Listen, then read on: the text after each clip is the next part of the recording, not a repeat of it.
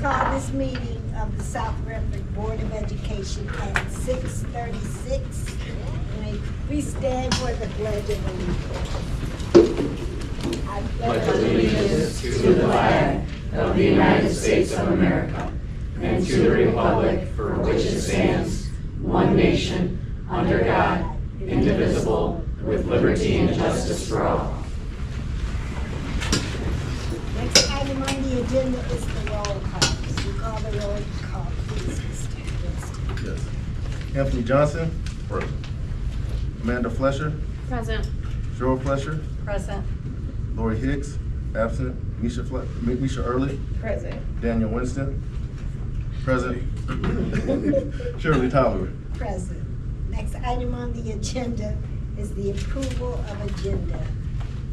Are there any corrections to the agenda? There are none. The agenda will be as written. Next item on the agenda is Superintendent Communications, Mr. Bauer.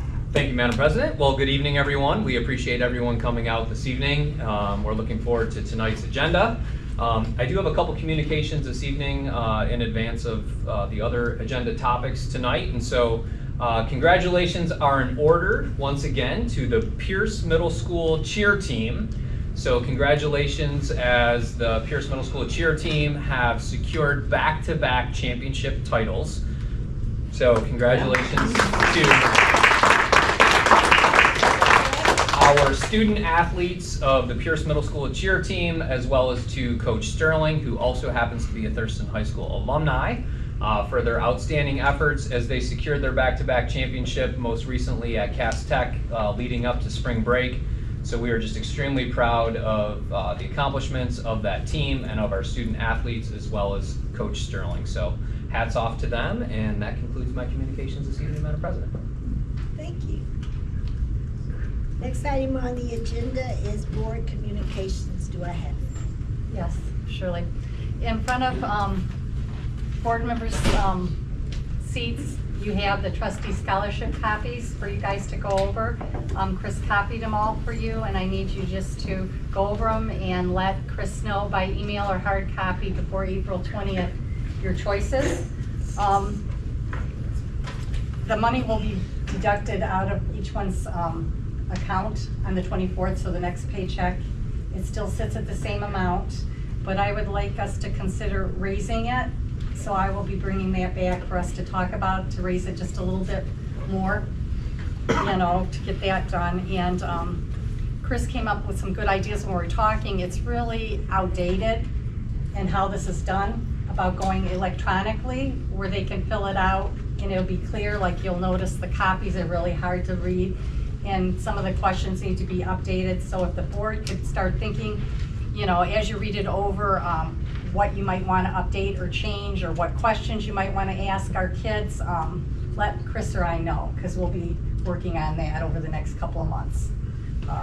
That's all I have to report. Anyone else? To the chair, Yes. I did a class on Thursday, and it was about board vacancy, and we got a shout out for being innovative, because we use we use MASB certificates as part of our pay, and no one had ever done that before. So they might be reaching out to you for like an interview or something, because we're the only ones that have done that. But as far as having a plan in place, if there's ever a vacancy and we have to appoint somebody, that was the main topic, and it's something that I think the board should look into, because I don't think it's been updated since before Steve left. No, it hasn't. Okay.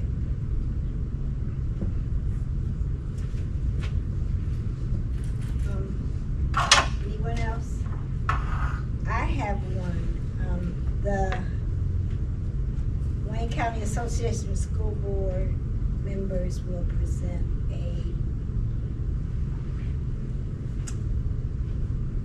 award ceremony on April the 30th, and it's going to be at William D. Ford Center.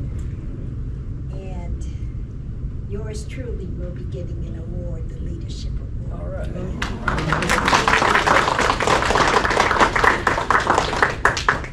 So I'd like to see some of our other board members get some of those awards. Okay. Is she looking at you? I'm looking at everybody. Okay. Next item on the agenda is comments from the audience.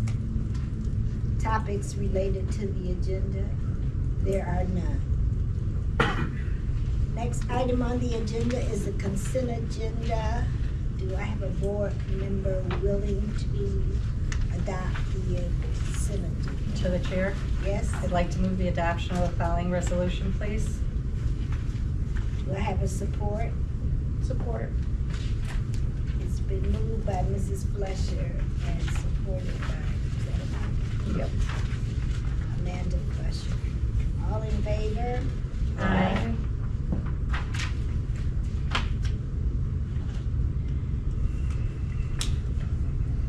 Six ayes and zero nay, any nays, zero nays, resolution adopted. Next item on the agenda is presentation Vandenberg Elementary School annual presentation. Okay, you guys ready? Thank you, Madam President. So as I mentioned in my communications, that very much looking forward to tonight's agenda. And again, we are grateful to have all of you here with us this evening. And so at this time, I'm going to turn it over to the Vandenberg staff and Principal Hughes to talk about all the wonderful things taking place at Vandenberg. Okay. Thank you, Mr. Bobrovetsky and board. We appreciate it. First of all, I want to honor everybody that is here today. So thank you all. Like Mr. Bobrovetsky said, I appreciate each and every one of you. So, like, kind of just, you can stand up or you can just give a little wave. So we are going to start with Mr. Dylan Duchesne. Give a little wave. He is our on loan through Jefferson. We are so excited to have you at Team Vandy. So teaching third grade. We have Joy Burks right here, first grade, and getting ready for summer discovery. So thanks so much for taking it on. We have Ashley Cowell, who is a jack of all trades. She is our district floater, and right now she's covering one of our fourth grade classes. We have Star Edison, our And social worker. Alumni. Oh, and alumni, sorry. Okay, feel free, chime in, okay, anyone. We have Star Edison, who has a senior. How about that, Jason? Okay. Oh, mama, I'm sorry. Our social worker. We have Marcia Harrison, who is our district floater. And has numerous extended family throughout all of South Redford. How am I doing? Better, Jason? Okay. We have Betsy Leapak, who we all need to pray for her because it's M-Step tomorrow. So thank you so much, Ms. Leapak, for all you do with our LLC. Sarah McGuire, she is here on her birthday. Fourth grade teacher. Yay! I had to give you a little shout out, special shout out. Erin Minestrelli, also we need to pray for her going into M-Step. She also created our beautiful presentation, the montage that we started. So thank you, Erin, so much. She is our technology coach, not only at Vandy, but also throughout other elementary schools. So thanks so much. We have Paige Nicholson, who is here, our first grade teacher. So thanks so much. She's going to be presenting a little bit later on. We have Jamie Peterson, alumni, and our second grade teacher at Vandenberg. We have Lisa Jordan, who is new to us. She lives in the community. So South Redford community member, came to us and interviewed and is now our kindergarten para with Miss Soleil. So welcome, Lisa. Yep. And literally she could walk to school. I know. Right, Lisa? Yeah. Alumni parent. Oh, an alumni parent. Okay, feel free. Yep, awesome. It's a team approach. Thank you. You guys know. So we have Amy Shilby, who is our reading interventionist. So she'll also be presenting a little bit later on today. Angela Sloan, our fifth grade teacher. I think most of you guys have met her, but she is new this year. So welcome to the team. We have Katie, our instructional coach. She has some awesome news to share. That's the teaser, right, Katie? Yes. Okay, we have Erica Wilson, who is our administrative assistant and wears many hats within Vandenberg. I couldn't do my job without all of you, but she is so professional and so kind when she answers the phone. And when I have to pretend to cover her, I am not effective. So I think I'm a much better principal. But Erica, thanks for coming. We have Camille, who moved from 4th grade now to 3rd grade. Camille, how you feeling about that? Pretty good. Okay, she is a great teammate in Dillon. And we also have Miss Virginia and Otis, her grandson, who's in 4th grade. Miss Virginia works with our GSRP. So thank you so much for being here, guys. So, All right. all right. Any questions from our audience or team before we get started? This we've kind of seen, but I know some of you might not have.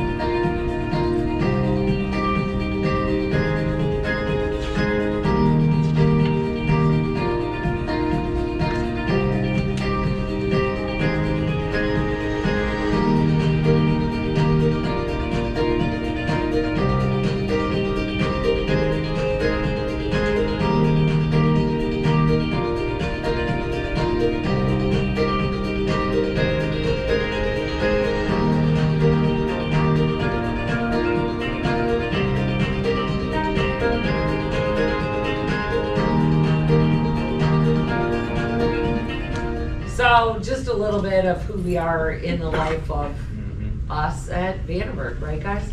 Okay. So a lot of fun, exciting things. Every year we do a picture, we do a team third, a shirt, excuse me.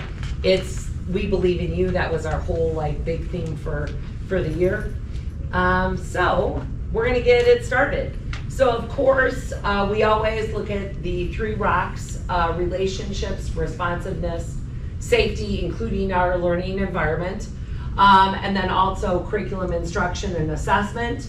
And then of course, all of this is aligned to our MyKIP strategies and what that looks like and sounds like in our building, and not only in our building, but in all of our schools. And really, I mean, Jason and our district, team really has us as principals and also as leaders, and we are all leaders, keep that in the forefront of our mind to make sure that we're grounded in who we are and what we believe. So we're going to talk a little bit about this today. So our M-STEP and all of our board, thank you, Chris, for hooking us up. You have color copies. So you can feel free to just kind of work along. Nadia set up this slide. It's basically the different levels and the scale scores on our 2025 M-STEP. And tomorrow, fingers crossed, pray, we are moving forward. So this is our elementary proficiency. And if you look at just grade 3, you can see we increased. So in 2023, we were at 20%, we moved up, and we stayed. So that is a great thing. So thank you all teachers. Preschool all the way through 5th grade is showing that consistency and that trend of stability. And that's what we want. Do we want to move higher? Yes, we do. Will we, team? Yes. Yes, we will. Okay, good. And then you can also see in grade 4, again, 2023, 26%, 30% and 38%, again, moving up. In 5th grade, obviously, it gets harder. And I'm not gonna lie, because, I mean, you guys all know me, and you guys know me the most. We have work to do, but we are committed, and we will do the hard work, and we can do hard things, and so can our kids. So we see it move from 2023, 30% to 40% to 19. And I also wanna state, and I mean, you guys already know this, feel free, pitch in if you want, but we meet regularly within our professional learning, grade level meetings, and we facilitate it, Katie, Amy, Shelby, and myself, along with the teachers, and these are some of the things that we are targeted. We look at our iReady data, which is done in the beginning of the year, the middle of the year, and the end of the year, and that trajectory shows our data moving forward in a positive piece. However, the skills are more difficult, the questions are more difficult, you guys know, right? And the writing, I know that for a fact, is more difficult. So we need to get our kids to build that stamina. So this is not what we want to see, I'm not gonna lie, but it is what it is. So now we are gonna move forward and we're gonna do better, and our kids know that too. So we look at our math, again, moving up, so you can see that trajectory. In grade 4, we had 13%, then we moved up to 21, and 19, I'm gonna just say that, because this is me being hopeful, right? That's kind of close to 21, right? Okay, that's probably one kid. And I mean, we laugh, but you guys know who I am, but is it what we wanna see? Not really, but are we moving in our preschool, kindergarten, 1st and 2nd grade? Yes, that data is showing us that. And again, in our 5th grade. So we know, hi Miss Page, that we need to move forward in working with our grade 5. So there's some things that we are doing and some of our staff is gonna speak on. Our science and social studies, again, took a dip here for our science. It was kind of stable there and took a dip. However, we regained, we rallied. So I'm gonna take that as a success. So those are proficiency scores with our 2025 MSTEP, but let's talk about what we're doing. We knew this. We actually knew this when it was embargoed. So we made a plan. This goes back to Mary Ruth, if anybody remembers her back in the day. Here's what, so what, and now what. So we have already been meeting within our PLCs, discussing grade level standards, proficiencies, what do we need to work on at each grade level. We've identified the claims and the targets, and literally it shows trends within those data. So what are we gonna do better? We identified students that are right there, we call them bubble, right there on the cusp. What are we gonna do? The students that need to build more skills, well, how are we gonna help them? So that was our here's what. So what? We've identified the proficiencies again. We looked at specific students.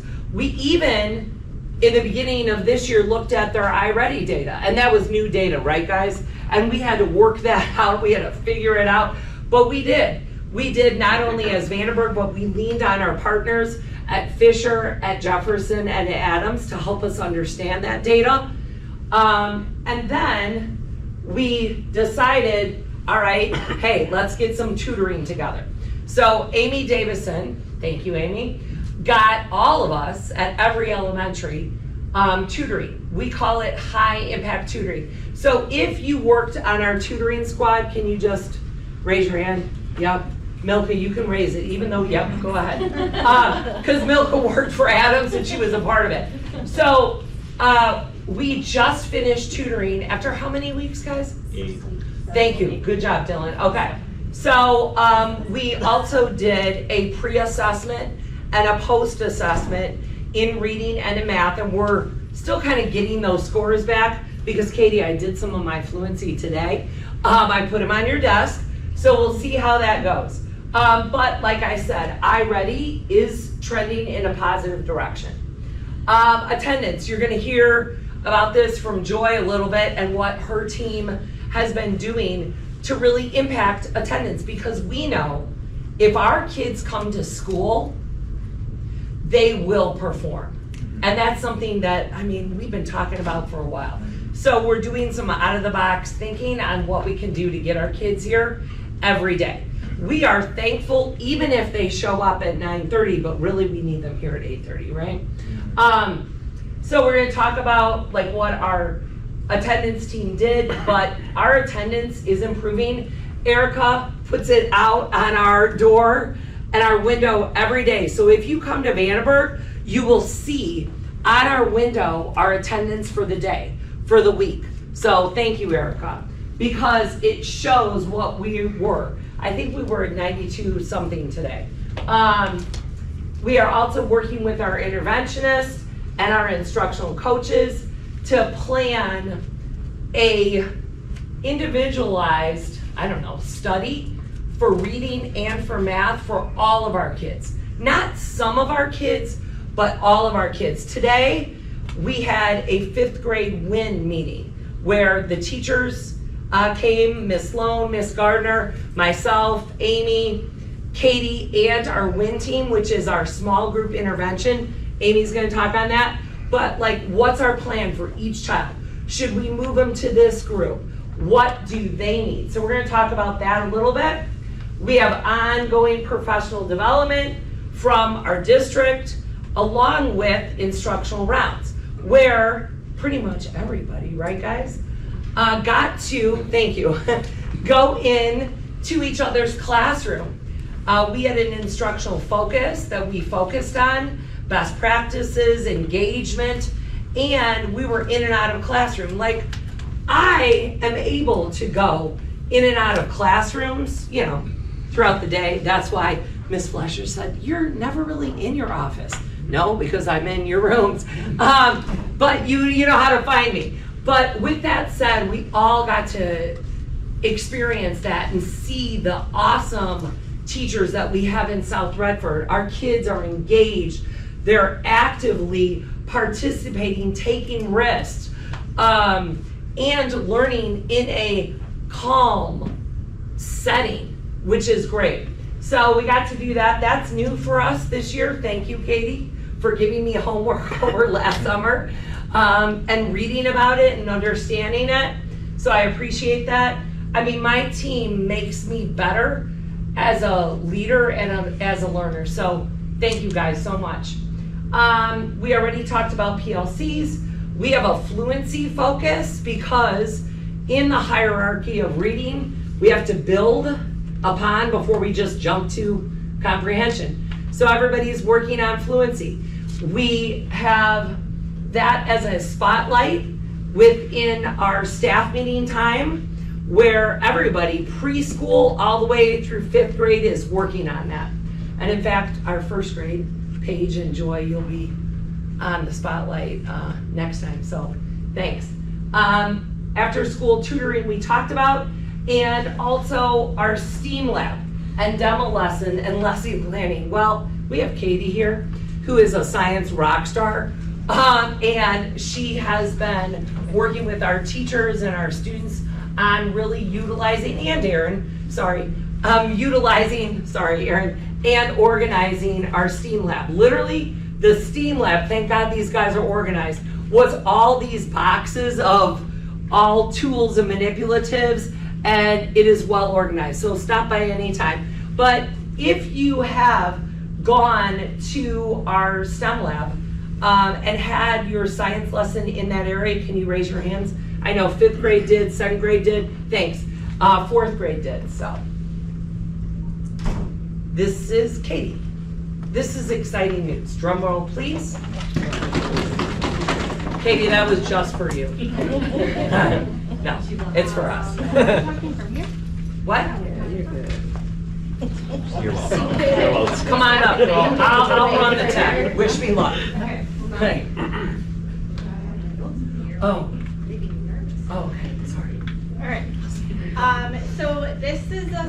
activity that's called Beating the Odds, and it is specifically looking at 42,000 schools across the nation that serve roughly 3 million students. And it was looking at the area that the school serves, so what is their population makeup, and then what are they achieving in reading. And they highlighted the 3rd grade scores from spring 24, so the end of the year, just about 2 years ago.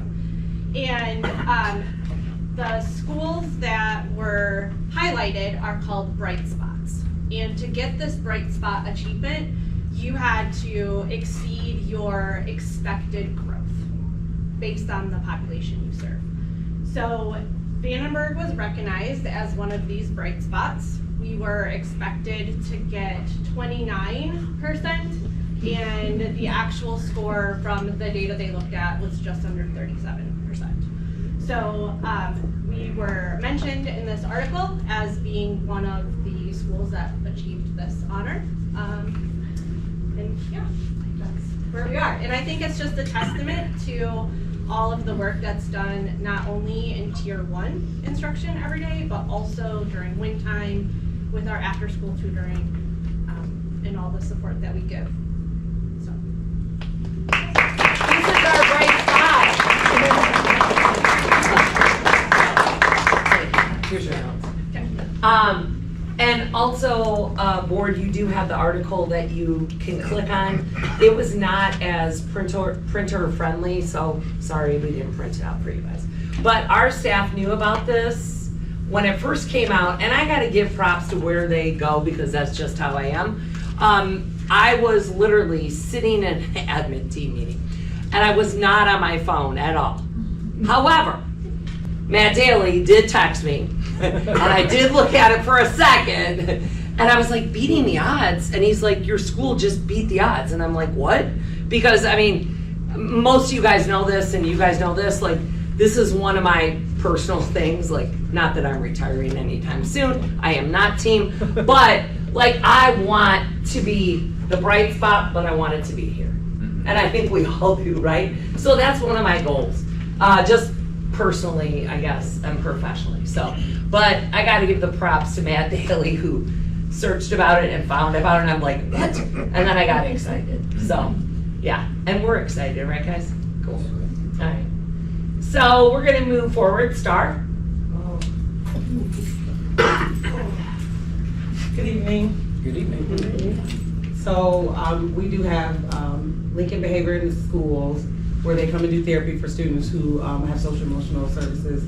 GrowthWorks, that is where Linda is from, that'd be other social worker. We do have Rachel and Holly who are like my saviors sometimes and help with behaviors and FBAs and BIPs. I call Rachel all the time. I think she thinks that, you know, I'm stalking her, but whatever. We have Restorative Circles. Linda and I work really well together. I absolutely love her. The Reset Room mentor and monitor is Coach. I call us the big three.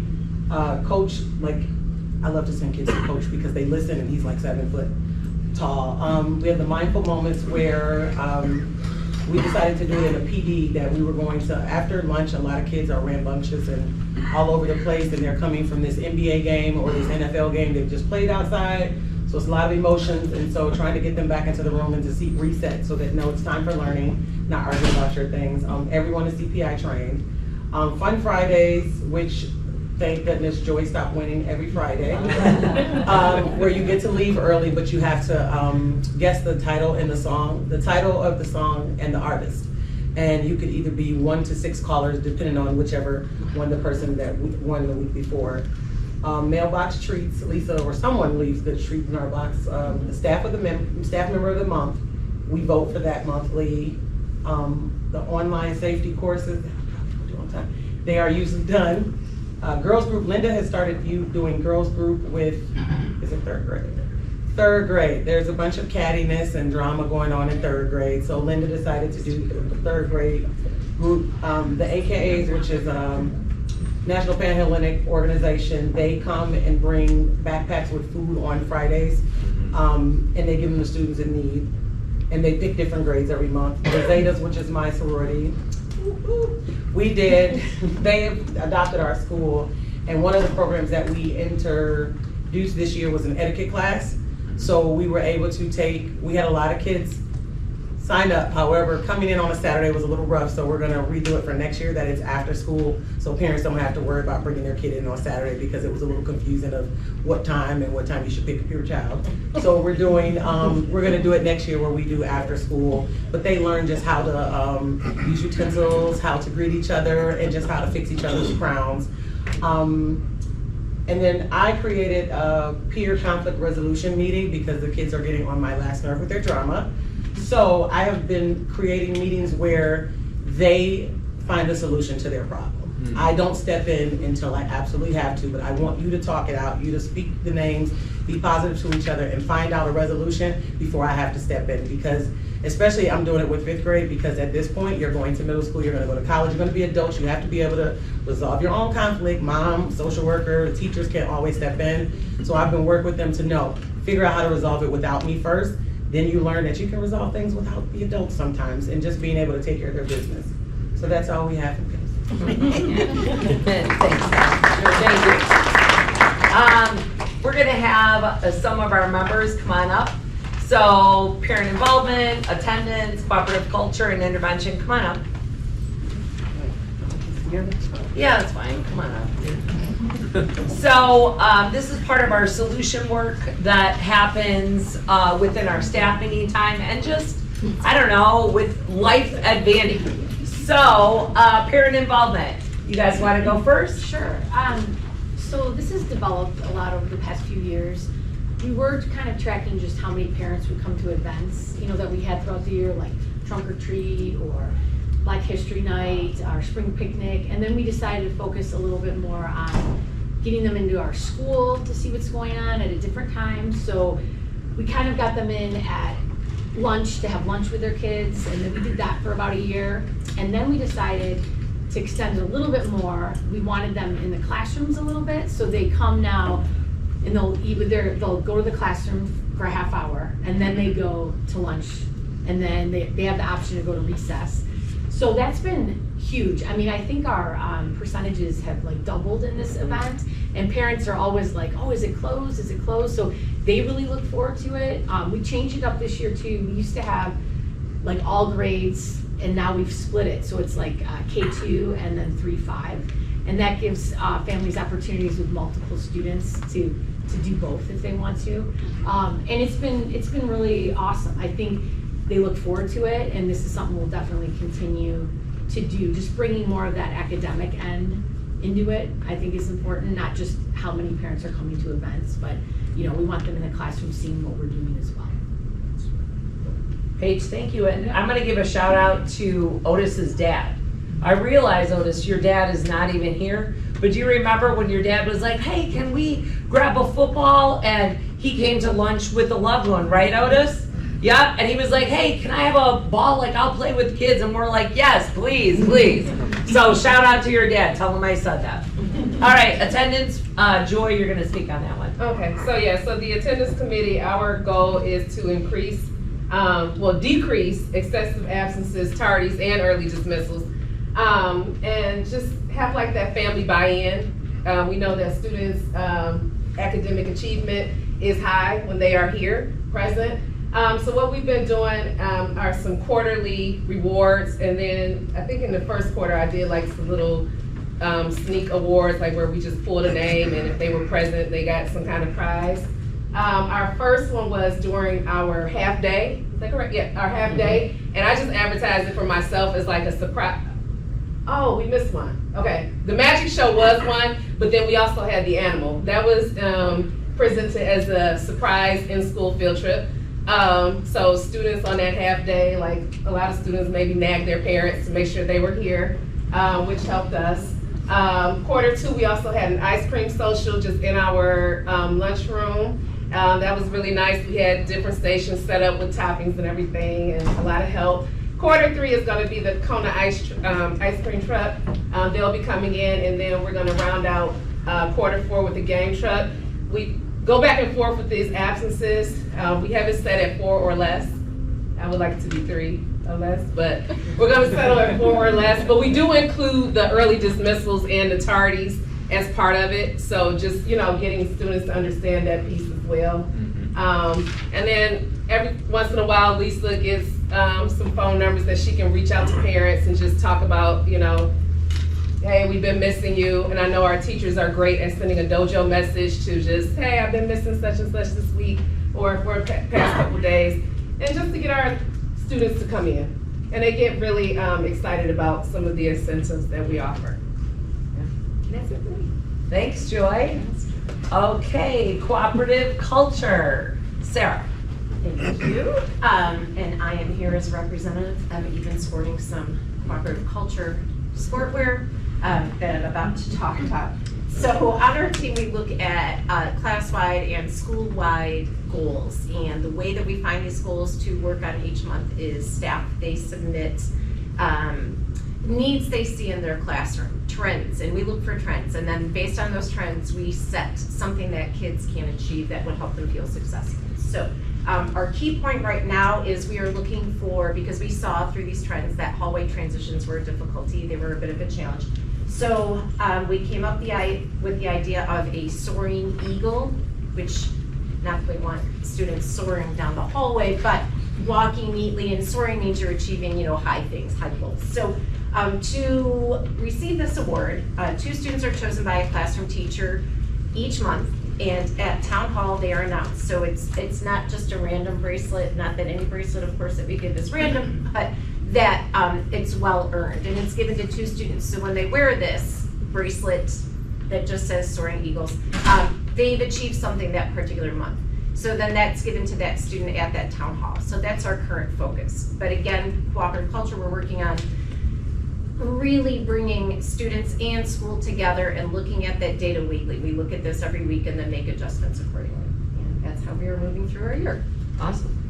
Thanks, Sarah. And then also, all of you guys have our new bracelet, so now you can become Soaring Eagles. Yes, nice, Amy. Thank you for the display. And when you're in our hallways, make sure that you walk on the right. We used to have squares, but now they're triangles. So now we call them Triangle Trek. I stole that from Amy Shilby. So Amy Shilby is going to talk with us about intervention and when, perhaps. Okay. Perhaps. Go ahead. Well, the team is myself, and myself again, and Kate.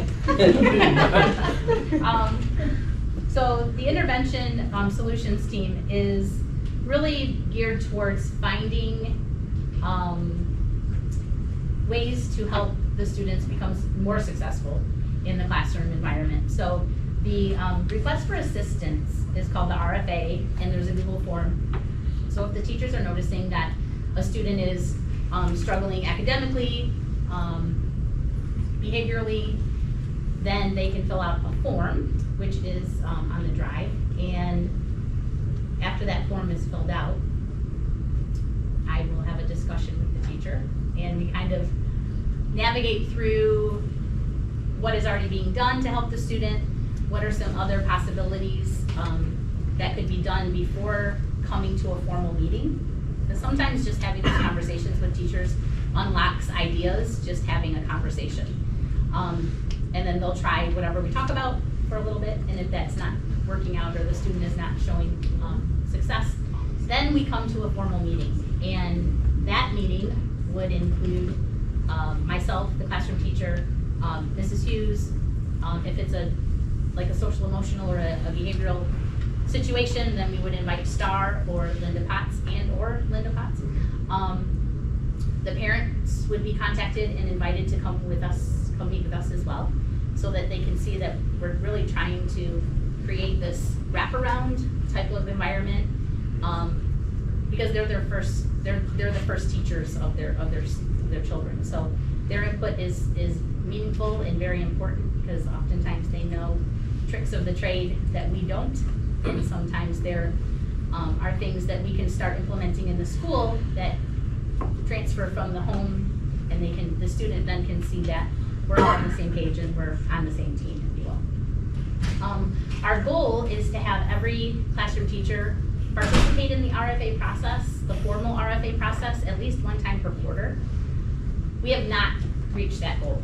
And I was kind of bouncing ideas off Lisa and Katie, like why aren't we utilizing this process as much as we have in the past? And I have a wondering about it, and I am wondering if, because we already are doing so many things to kind of negate those formal meetings, I feel like that might be why. I'm not for sure, but I feel like we're doing a really good job at pinpointing those needs of the students and meeting those needs more quickly. Through our win time, each and every day, we meet for 40 minutes. Every student is getting their what they need, 40 minutes each day. We also have like a much more targeted PLC time, twice per month. And in those conversations, we're able to kind of bounce ideas off, and we talk about specific students sometimes. And I think we're just doing better in our daily routines and our daily thought behind helping the students achieve much more. So that's kind of what I think our intervention process has morphed into, a much stronger system than it ever has been. So not just intervention and intervening academically, but I mean as a whole child process. So it's pretty neat. Any questions? Anybody have any questions? I have a question. Yes. The intervention, the request for assistance, how is that coming? How is that? Like the process? Like how? Like what? No. How is it coming along? Are you getting a lot of kids that need assistance? Not formally, because we're able, so the RFA process is kind of like the last ditch effort. We've tried everything, we don't really have any more, we need more ideas. So we need more of a team to bounce ideas off of and kind of unlock, okay, we've tried this, why isn't this student moving forward in whatever the issue is? And this year we haven't had very many. We've had, I do believe our total is 9 for the entire school year. So that is disappointing, I can see. You're like, eh? But I don't feel like we're missing out on reaching the students because we have so many processes in place prior to that big aha meeting. So I think that might be, Mrs. Hughes, tell me out. Yeah, well, as you guys are thinking, and I mean, it's a great question, but it's interesting because we had a teacher come up to me really and us, like maybe just a week ago saying like, hey, I've collected some data and this student needs a little more help with being here. So the teacher was like, hey, here's the attendance. Hey, will you go ahead, meaning me, and call this family? And I'm like, oh yeah, sure. Like I know the family for years, so let me go ahead and see what's up. So I mean, literally, it's just, yes, the teacher has made numerous phone calls, but sometimes they like to hear it, I don't know, from a different person, me. So, just making that phone call and saying like, hey, what can I help you with? Like, we need to make sure that your student's here every day. And like, what are some barriers? And lo and behold, there were barriers. So then, like, we were like, okay, maybe there's some barriers. Maybe we can get some extra supports from our federal government to help that child. And we did. So that literally was like, I don't know, last week. So there's things that like teachers just informally come up to us or just, hey, do you have a minute to touch base? Or whether, even if it's a behavior issue, like we have the Tier 1, our PBIS, right, which is basically our Tier 1 system for the whole district, but maybe that student might need more redirections or follow through at home. We put that student on check in, check out. So those are other strategies that we just, I don't know, do in everyday life as we're troubleshooting throughout our day. So it's not so much And I think, formal. I think too, this year I attend the PLC meetings, which are the 45-minute meetings every morning, it seems like. It does. But within that PLC time, my team also joins those meetings once per month. Mhm. And so we're able to talk about ways to academically support the students in that capacity as well, like in that meeting.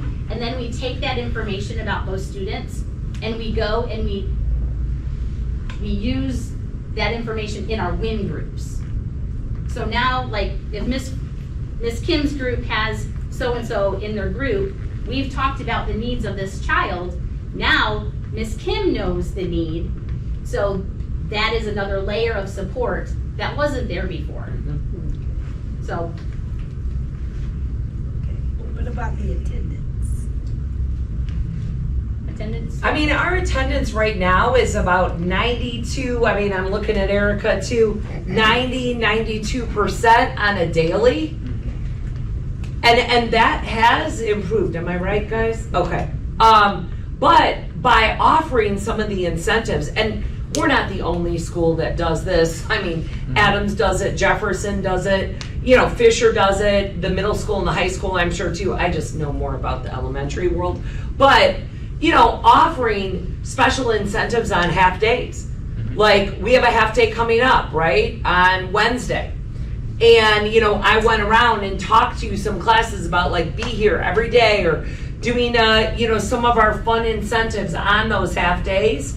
And then, we also have a communications coordinator because, again, I'm not the best at technology. So the communication coordinator does all of our dojo shout outs and all of our, posts on our social media that each family has. And then teachers do that too. Erin does a huge job with it. But about explaining that, hey, we got school, we need you here. This is what we're offering. And then teachers step up to the plate and organize some of these fun activities, in-house field trips or what have you, to really entice the kids to come to school. So I think our attendance has gotten better over the years.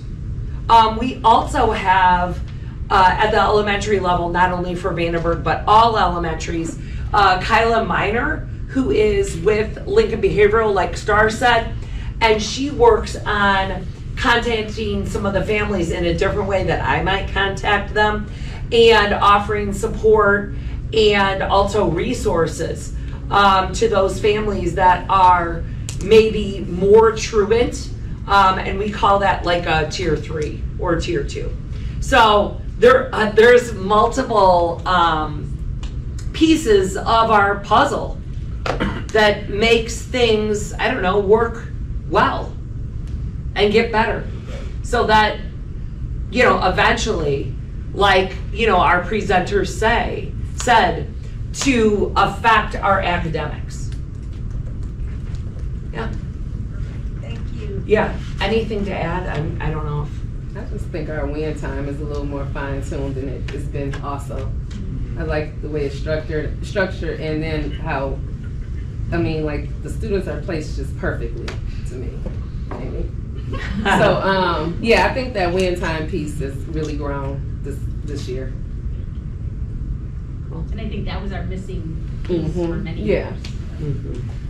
and really, strategically. We're very intentional this year. I know. Yeah, that is it. Strategically placing kids in where they need to be in reading and where they need to be in math, and then with teacher input and our support team, that's the WIN paras that help us, Amy's team, right? Our team, Amy's team. And then having their input, but we're coming to the table in our PLCs once a month in reading at every grade level, once a month in math at every grade level, and then our WIN team is there as well on certain dates. So it's more systematic and strategic. And data-driven. Yeah. Than it's ever been. Yeah. Not only iReady data, but also real life I'm gonna say teacher data, anecdotal data, program data, using our curricular tools. Any other questions? When you're done, I have a question. Yes, I do have a link that is next, and I'm just gonna let the board and, you know, our district team peruse it. We shared some of these reviews, I don't know if you guys remember, at one of our staff meetings, on reviews of just from parents in our community, so I'll let you go through that. So, any questions or comments for us? Chair. Yes. So, hello everybody. Hi. I love y'all and I appreciate what y'all do. I'm Daniel, I'm on the school board here in case you know, I have a little plaque here. I'm in the schools and I come visit the schools just to see, because I like to know what's going on and I appreciate what you do. I have 2 kids in the district. So I have a 4th grader who's on the spectrum and I have a 1st grader who struggles to read and to write. So I understand the challenges within the school. I get it 100%. My college basketball coach had this phrase, don't mistake activity for achievement. And it's something that I live by. And I appreciate all the things that you're doing. But from my school board seat, I'm concerned when I see these 5th grade numbers. Because these kids are going to Pierce, and we already know there's a social thing that happens from elementary to middle school. And when I see that they're behind academically, that's just another layer of challenge at this point. And from a parent perspective, and take the school board hat off, and I mean this in love, I don't want anybody to take this the wrong way. I don't care what you're doing. I just want my kid to learn. And I know Miss Page was here. I don't know if she's still here. Still here. Yeah. My children are at Jefferson. And I don't care what Miss Page is doing. I want my son to enjoy reading and know how to read. And over the last month, he wants to read books every night. He's smiling when we're reading. I don't care what she did. I just know that my son likes to read now, every night. So I appreciate all of this that you're doing, the win time, but from a parent's perspective, I need my kid to be learning. I don't care about the activities. I need my son to be achieving something. So, whatever that takes, patty cake, duck, duck, goose, whatever that thing may be, when I see these scores, it concerns me because we're talking about children. We're not talking about M&Ms, pencil pens. These are people's kids. And so I want us to stop getting into the world of I'm an educator and start thinking, how can I help this kid learn? Because I don't care what they're doing at Jefferson. I need my young daughter on the spectrum to be learning. So win time, trick or treat time, let's educate our kids. Please, and thank you. Whatever it takes. Whatever it takes. Conventional, unconventional. Y'all don't never have to come present. Just give me some numbers saying our kids doing well. Let's go. I appreciate y'all, but let's educate our kids. I don't need the fluff. That's all I have to say. Thank you. Hey, Chair. Yes. I love Daniel Winston. Why don't you start nothing? My perspective is somewhat similar, but I will say this. You are more than educators when you walk into that building. You know what I mean? You are sometimes the only rational adult that these children see, right? It's true. So I don't want you to, and I don't think Daniel was saying anything wrong, you know what I'm saying? But it is a struggle to educate kids right now. Big struggle, right? Because then you all have lives and your own children and your own families that you have to also pour into when you leave, you know, our district. So I'm gonna say thank you because like him, I'm watching. You know what I mean? And I have yet to see, like, I can just tell by everybody that's here. You know, I've yet to see, well, no, I'm lying because I've seen it. But in this room, I've yet to see someone that doesn't have an ounce of care for our community. I'm speaking about our community specifically because you're here. You know, we have some struggles. We do. And the attendance piece is not the children. It's not. It's not. It's their parents. Right. It's how they get here. Right. It's them being scared to walk in the dark. It's them being scared to not have anybody when they go home, you know, from school. There's so many more factors.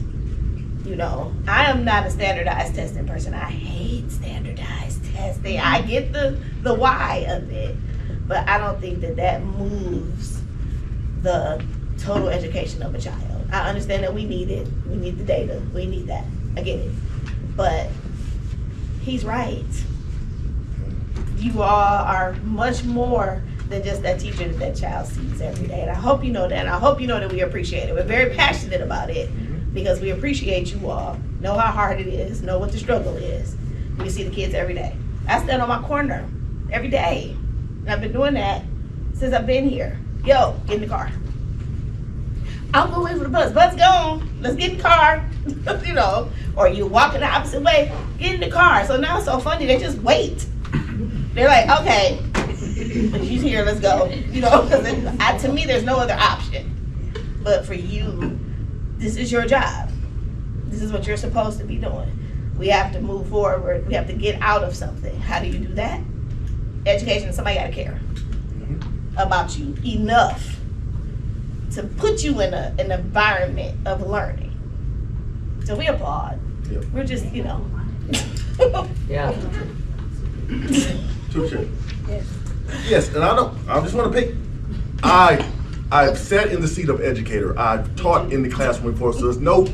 I'm just telling y'all that I want our kids to be educated. That's right. Whatever it takes. You know, I have a bachelor's and a master's. I know sometimes education, you're like, I'm educated, I'm doing educated stuff. I don't care if you got to finger wrestle with the kids to get them to learn. Let's get outside the box and educate our kids because this is all they got. Yeah. They don't have other options. They can't go here or there. You know, just getting them to a school is a challenge. So whatever it takes, y'all. And I know it's not easy. Miss Page would tell you, it's just like, we'd be like, look, what you gonna do with our kids? Because they get on our nerves at home. So I get it. And these my kids. And I appreciate what y'all do, 100%. I just want us to do all we can. Not what's comfortable, not what may look good, to just educate our kids. I'm not here because I'm the smartest guy. My education got me here. My education. I'm not the smartest kid. I wasn't cum laude or nothing. I wasn't. But teachers cared enough about me to get me through. Yeah. That's all I want y'all to do.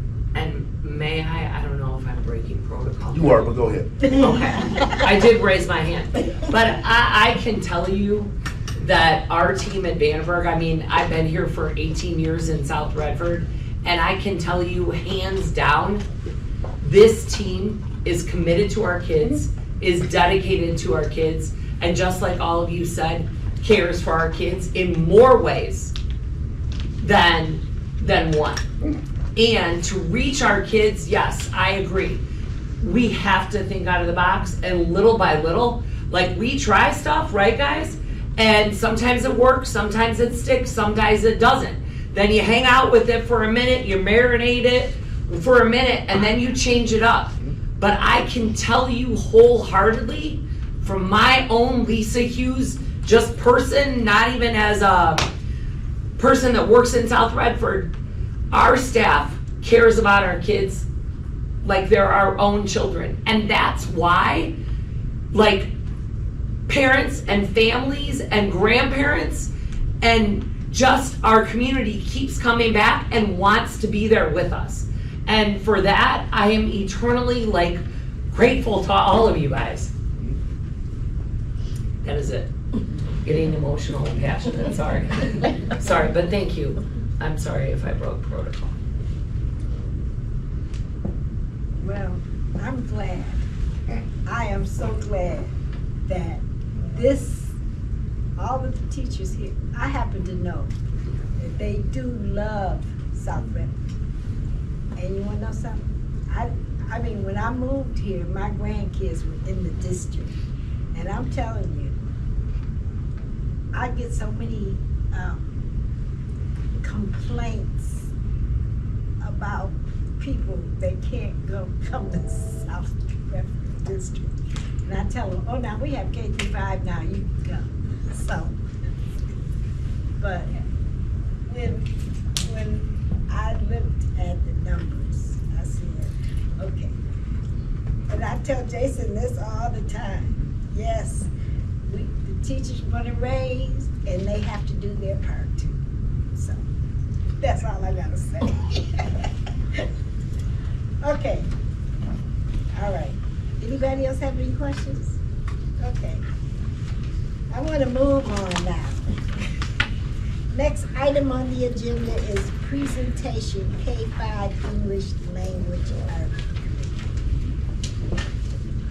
Right after this. Thank you, Madam President. At this time, I will turn it over to a number of elementary staff, inclusive of teachers and administrators, as well as our curriculum instruction and assessment director, to speak with the board tonight about some of the exciting things that we are considering when it comes to elementary literacy, given some of the most recent legislative changes. And so with that, I will turn it over to Mrs. Davidson and to the team that's here tonight. And to connect it to some of my opening communications, as I shared, very much, guys to go, yes. very much looking forward to the agenda items. So some of the staff that's here this evening was here for Vandenberg, and then some of the staff that are here tonight are here for this agenda item. And so very much looking forward to hearing from the group tonight about the exciting work that they've been doing. And so with that, I will turn it over to Mrs. Davidson and the team. Well, good evening, everybody, and thanks so much for doing some more listening and processing tonight. I can't think of a better time, actually, Mr. Winston, after what you had to say, that we talk about our own children's right to read and to write and to achieve. So tonight, what some of us want to share with you is our recommendation for K-5 English Language Arts Tier 1 curriculum, and we'll explain why.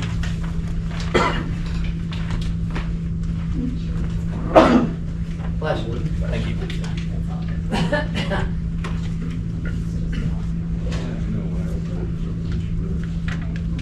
That's okay. They've got it. You also have this in front of you. We'll be brief tonight, but certainly our objectives for you tonight are not only just to hear the recommendation, but to understand what is meant by the science of reading, or otherwise SOR, like you might see, and certainly what you may have heard of as the Michigan Literacy Law, or the Dyslexia Law, PA 146. We also really want you to have the opportunity to understand the connection of years of research, not that this is just a new thing, to how we learn to read, how our brains work for us to learn to read, and again, to the law. And then to review the curriculum recommendation that we would like to make for Amplify Core Knowledge Language Arts, or CKLA. Yeah, no problem. So there are many. One of the things that I just noticed tonight, from the moment we started to people who walked in the room and things that were stated, that is, I can't help but link to our strategic plan, which is focus area 4, right, of us lifting leaders and connecting leaders. And that's everybody who's here in the room. I just happen to be the one talking right now, and I couldn't do any of the work that I do without the lifting the leadership from where teachers stand. Teachers, coaches, etc. So all of these elementary educators are those that have been involved in this process in one way or another, and there's a couple who are here with us that I wanted to highlight. Certainly want to start with Michelle Chase, who's going to be sharing with you in just a moment, and I'll explain to you what she's been doing. And then Tara Emmendorfer from Fisher in first grade. Joy Burks from first grade, who's also going to be. Might want to set that down. I think you just clicked. I just clicked it. He's like, put it down. Don't touch it. Don't touch it. As well as, let me see who else is with us tonight. Katie Stevenson and Stephanie. Where are you? Stephanie's back here. Stephanie Smith. Yeah, I'm looking for her name. I'm like, I know she's back there. Stephanie Smith from Adams, who's also leading some of the work in fourth grade. Milka Haas, one of our other coaches, and so on. If I forgot anybody that's here, I thank you. But all of these people have been involved in one way when you hear about tonight's process and continue to be after today. It is. That's what came through in the email.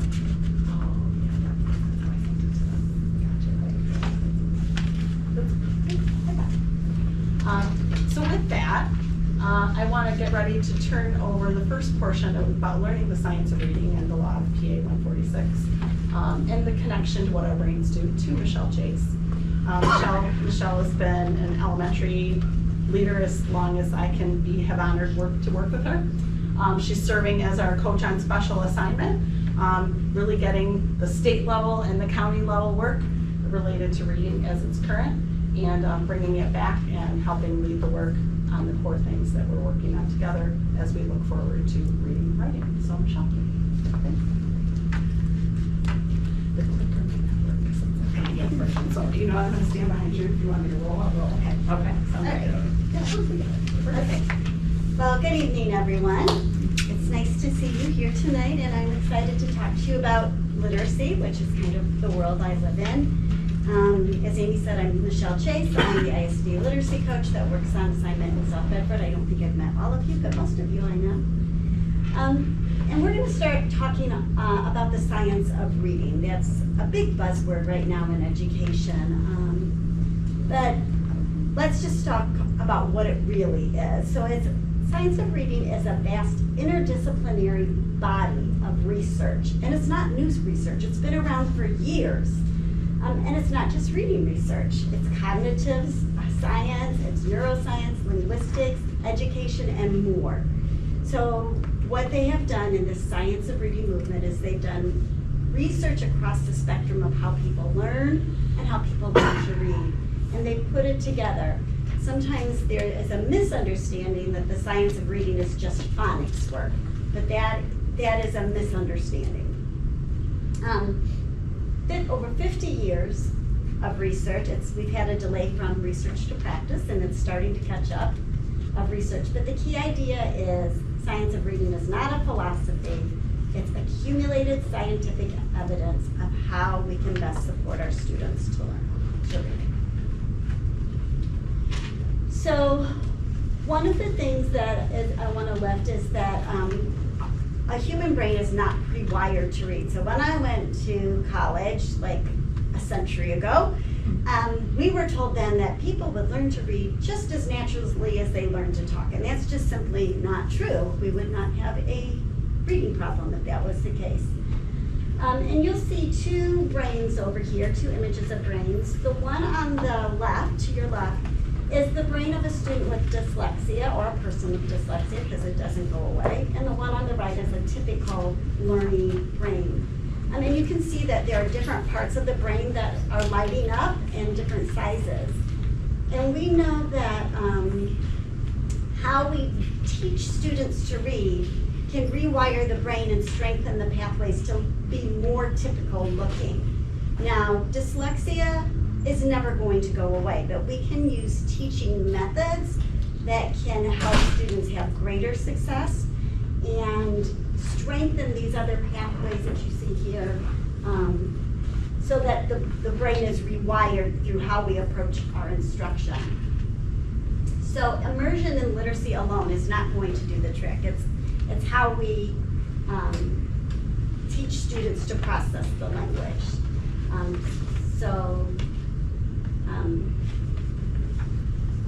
There's all those pieces of the brain. So we're going to the next one. Sorry. So I want to first start talking about the simple view of reading. So the science right now, the simple view of reading doesn't reflect a simple process. The simple view of reading starts with word recognition, multiplied by language comprehension. That's not reading comprehension. And the outcome is reading comprehension. So we're not going to have reading comprehension unless we have the strength on both of those. So if you have word recognition and language comprehension, you're going to have reading comprehension. If the word recognition is weak, the decoding is weak. Even if you have good language comprehension, vocabulary knowledge, background knowledge, you are still going to struggle to read and comprehend. And the opposite is true, is if you can decode great, but you have no background knowledge or vocabulary knowledge, you're still going to struggle with reading comprehension. And if you even have a little bit of one of those, your reading comprehension is compromised. So both sides of the equation are necessary for us to teach, for students to be successful in literacy. Now, each of those sides of the reading rope can be teased out into separate strands. So again, it's not simple, even though they call it the simple view of reading. And the top of this is Scarborough's reading rope. It came out, Hollis Scarborough designed it in 2000, so it's been a minute ago. And the top strands connect to language comprehension and the bottom strands connect to word recognition. And you see that those strands get woven together, leading to skilled readers. But they start out kind of separately. And you're going to see that in the curricula that Amy's going to talk to you about, that the strands really start out separately and we weave them together. Now, one of the things that's really important to understand is that the language comprehension strand is really a lot about knowledge, and the reading comprehension is about decoding. And there was a study that's really kind of in the whole reading world circuit right now. They took students, strong decoders and struggling decoders, and they had a group of struggling decoders that were super knowledgeable about baseball, and they had a group of great readers that had like no background knowledge about baseball, and they gave them an assessment. And while the weaker readers still struggled to decode the passage because they had the vocabulary for the topic and they had background knowledge on the topic, they still were able to outperform the stronger decoders with no background knowledge. Does that make sense? So while we can't completely compensate for no decoding skills, background knowledge and vocabulary knowledge can help students be more successful with decoding if you've heard the word and spoken language. So the key takeaway is that topic knowledge can help compensate for decoding difficulty. It cannot completely replace it. The decoding skills cannot replace a lack of knowledge. So both chunks of that simple view are important. That being said, there is also an equation for the simple view of writing. And there's a writing rope too. And I'm not going to spend a lot of time talking about this, but this is also going to be an important piece of the curricula we look at. So transcription skills are like word recognition. It's about, can I take the sounds I hear when I say a word and turn those into letters and write them on a page. It's the spelling, it's the letter formation, it's the fine motor skills. And then there's the composition skills.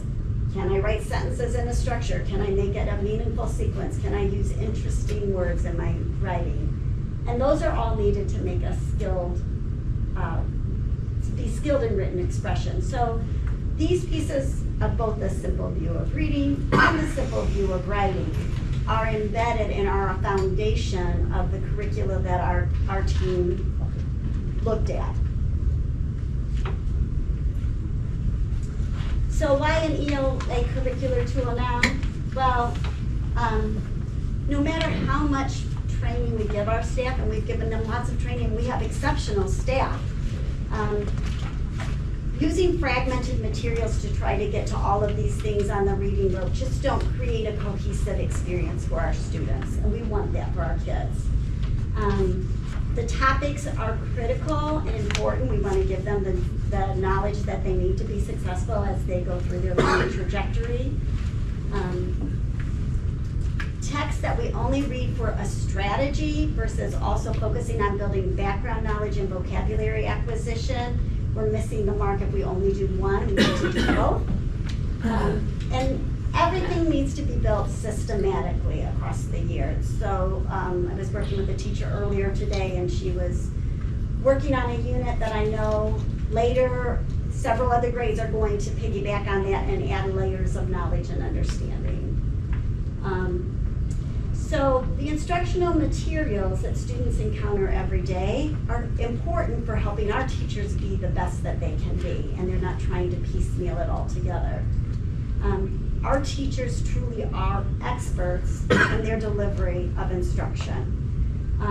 They know their students. You heard Vandenberg staff talk today about how they have meetings about their students and their skills and their plans for instruction. They're experts. The curriculum's job is to provide a coherent path for helping our teachers get there, and it takes that research to practice. It gets it in our hands faster.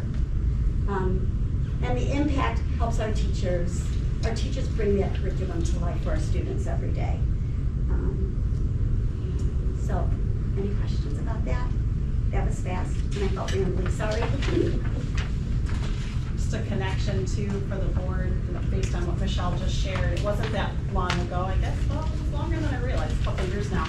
But the middle school team came in front of you about their ELA adoption. And since the math department and so forth, and one of the phrases that's shared there is that, you know, teachers aren't intended to be curricular tool creators. If we spend so much time, they spend so much time already. Like, I know y'all want to, I don't blame, it's long days. But if we're spending all the energy doing that, then to Michelle's point, they can't get faster to really being what we recently rephrased and heard as students of our students, right? Making sure they can really plan, deliver how, and adjust. And that's just one of many reasons this adoption now. So, thanks. Thank you for bearing with us as we go through the PDF to the slide deck. So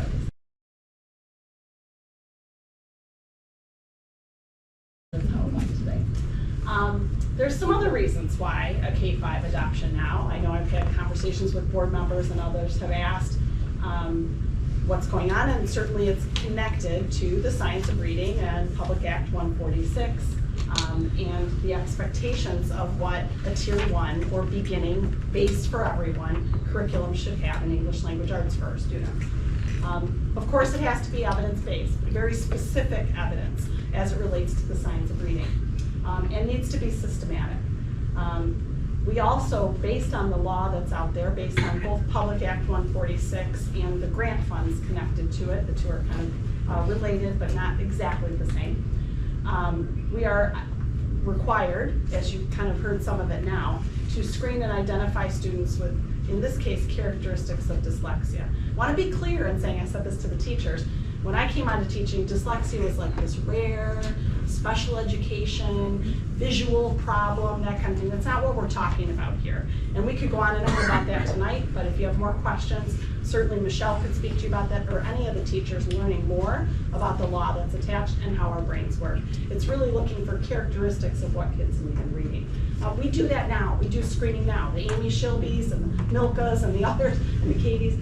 And the teachers do that now as we look at early reading. It's just a matter of the tools that we're going to use. And then, of course, we certainly have to have professional learning that aligns with reading research and an approved Tier 1 tool. When you see this electronically board, you can click on that green phrase and it will show you the approved programs. That is part of Public Act 146. The state said they would come up with an approved list of Tier 1 curricula. And to be perfectly blunt, Success for All, specifically Roots, Wings, and Kinder, were not on it. And there's certain sequential things they just quite couldn't get to. So why else now? There's a certain fiscal responsibility we have in making this recommendation now and kind of fast tracking it. The money tied to the law is what's called Section 35M. We had some 35 monies before that where we were trying to do some of those piecemeal things. And 35M is otherwise known as the Committee for Literacy Achievement. and there was a recommended committee that would then decide what pupil funding would go towards either tier 1 curriculum or professional development or an approved assessment system right now. We knew, it's been since 2016 that we had adopted Success for All, and we knew we would need a review anyway, and so that is part of the reason we're here. The funds are limited. They actually need to be expensed by the end of this calendar year, and then there may be more funding that comes afterwards. And certainly it's aligned to the science of reading and then to the law we're expected to enact. So what have we done up to this point? Like, why all of a sudden? Well, there was a list, certainly from One Piece in June of last year. Then there was some revisions to the list as recently as January of this year. So we really wanted to be thoughtful in what we were considering implementing. We reviewed the Michigan Department of Ed Tier 1 list, which again is connected to that green link on the previous slide, to meet PA 146. Then in the January to February time, we took some time to vet really the 8 approved that were on that list at that time. And you know, there were certain things we did to weed that out. It's very hard to go to a group of teachers with 8 things to review, right? Or let alone try out or those kinds of things. Typically, you really narrow it down. We had already done a lot of training and other work in some of the other pieces of the reading rope or the simple view of reading. And so one of the things we considered was looking at just the knowledge portion and developing that better because we had started to make some changes on the word recognition side. That said, we would have been left really with just 1 to review after we met with some vendors. We also looked at the consensus scoring. So when you go in each of those, if you go in each of those things, each of those approved programs, they were scored. They all met, but they all scored, right? If you know, like a group of students in a classroom, we may all be proficient, but my level of proficiency versus yours may be different. And we took a look at that too, and that helped us narrow down. Then we kindly brought in many of these staff members and many that couldn't be here in pairs, so 2 kindergarten teachers, 2 first grade teachers, and so on, and conducted a review of 2 programs. One was Amplify CKLA, the other was the knowledge portion of Wit and Wisdom from Great Minds. They then compared that to the Reading Lead rubric, which I'll talk about in a little bit, as well as just readiness, like, do you think you can do this? To the point Michelle made, like how much am I going to be a creator versus how much faster can I do the how really well and study and move forward. So then they marked their rubrics and they moved forward. Then we fast forward to just a little before now, and based on the data we got back, the recommendation was Amplify Core Knowledge Language Arts, or CKLA. We asked the teachers, hey, do you want to try a unit? You know, here we are, we're at the end of the calendar year, we don't have time to pilot for a whole time period, but are you willing to do that? Then you can give us some feedback, we can talk to the vendors and continue to move forward. So that training was as recently as last week. And as a matter of fact, I know, Stephanie, I'm still getting your stuff in your car. So the teachers, many teachers, and actually more teachers than were on the review, were raising their hand. Can I try? Can I try? And certainly we wanted to be able to give them the background to do so. But that was really great to see that leadership and willingness and their interest in trying a unit. So we have a group of teachers that are going to work on a unit of instruction with their students and then provide the feedback to us, and then so that we can plan ultimately for full implementation in the fall. You'll need to see this. Now you've got Michelle's education on simple view of reading, simple view of writing. This comes from Amplify CKLA. Now I'm going to say, no tool is perfect. I've been here in the district, Michelle's been here a while, we've been through a few of them, haven't we? They're not perfect. They're never perfect. This is the perfect. The efficacy of the teachers and what they can do and how. But they also need to be the best we can have at the time. And certainly in this case, need to meet the law. Amplify CKLA has a great approach. As a matter of fact, the boxes behind Mr. Kinsey and Mr. Bobrovetsky are some of the materials. And they have very, very carefully thought out with those large boxes. The word recognition, the knowledge, get the outcome. So they have various pieces, and these are the components, essentially, of each of those equations.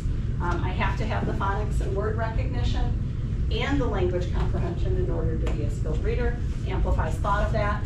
They fully have vetted the writing portion as well, which to the point of Principal Hughes, you know, and 5th grade, we haven't really, I take personal responsibility. It's not because the teachers haven't been working on it, but really developed the genre writing, the early writing, the response. It's not just response to reading and writing, just because that's what's on the state test.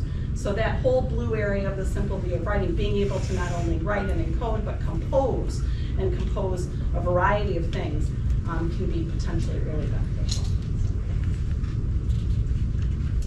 Here's how Amplify takes a look. Now you've seen the rope, takes a look at what they offer in terms of the reading rope. In kindergarten, 1st and 2nd grade, there's a word recognition, if you will, or language or word recognition portion in the blue. And that is about an hour a day, the way it's broken down. Teachers, of course, would have slide decks available to them, but manuals and other tools that they have to be ready to prepare. And that takes time, just in thinking how to execute it. And then the knowledge portion in the orange part of the rope, which then provides really great cross-curricular connections across grade levels, across contents. You have a large sheet in front of you demonstrating that as well. And bringing that language comprehension and all the pieces related to it, vocabulary, background knowledge, and so forth, to bring them to skilled reading. Just as a further extension, this really just demonstrates what's in each kind of grade level, the 60 minutes, the 60 minutes. 3rd grade's a critical year. You know, we've had the read by grade 3 law. Some of the things in PA 146 aren't very different. Students are gonna have to have reading intervention plans. We're gonna have to do the screening, and there's a lot to it. So as you can see, 3rd grade, it's demanding grade. Has a lot of minutes and an option for to back up with some skills if we need it for intervention. And then in 4th and 5th grade, 90 minutes to get to skilled reading. Last couple things I wanted to share about the curricula that they just do a nice job of breaking down. These are the variety of skills that are part of word recognition, from phonemic awareness all the way to what I would say is morphology, understanding chunks and pieces of words, which our teachers have been studying. And then, of course, grammar and writing. And that varies based on the grade level, all of the pieces in the skills section. There are skills books. So the 4 does not represent 4th grade. I know that could be confusing. That's like the skills 4 book.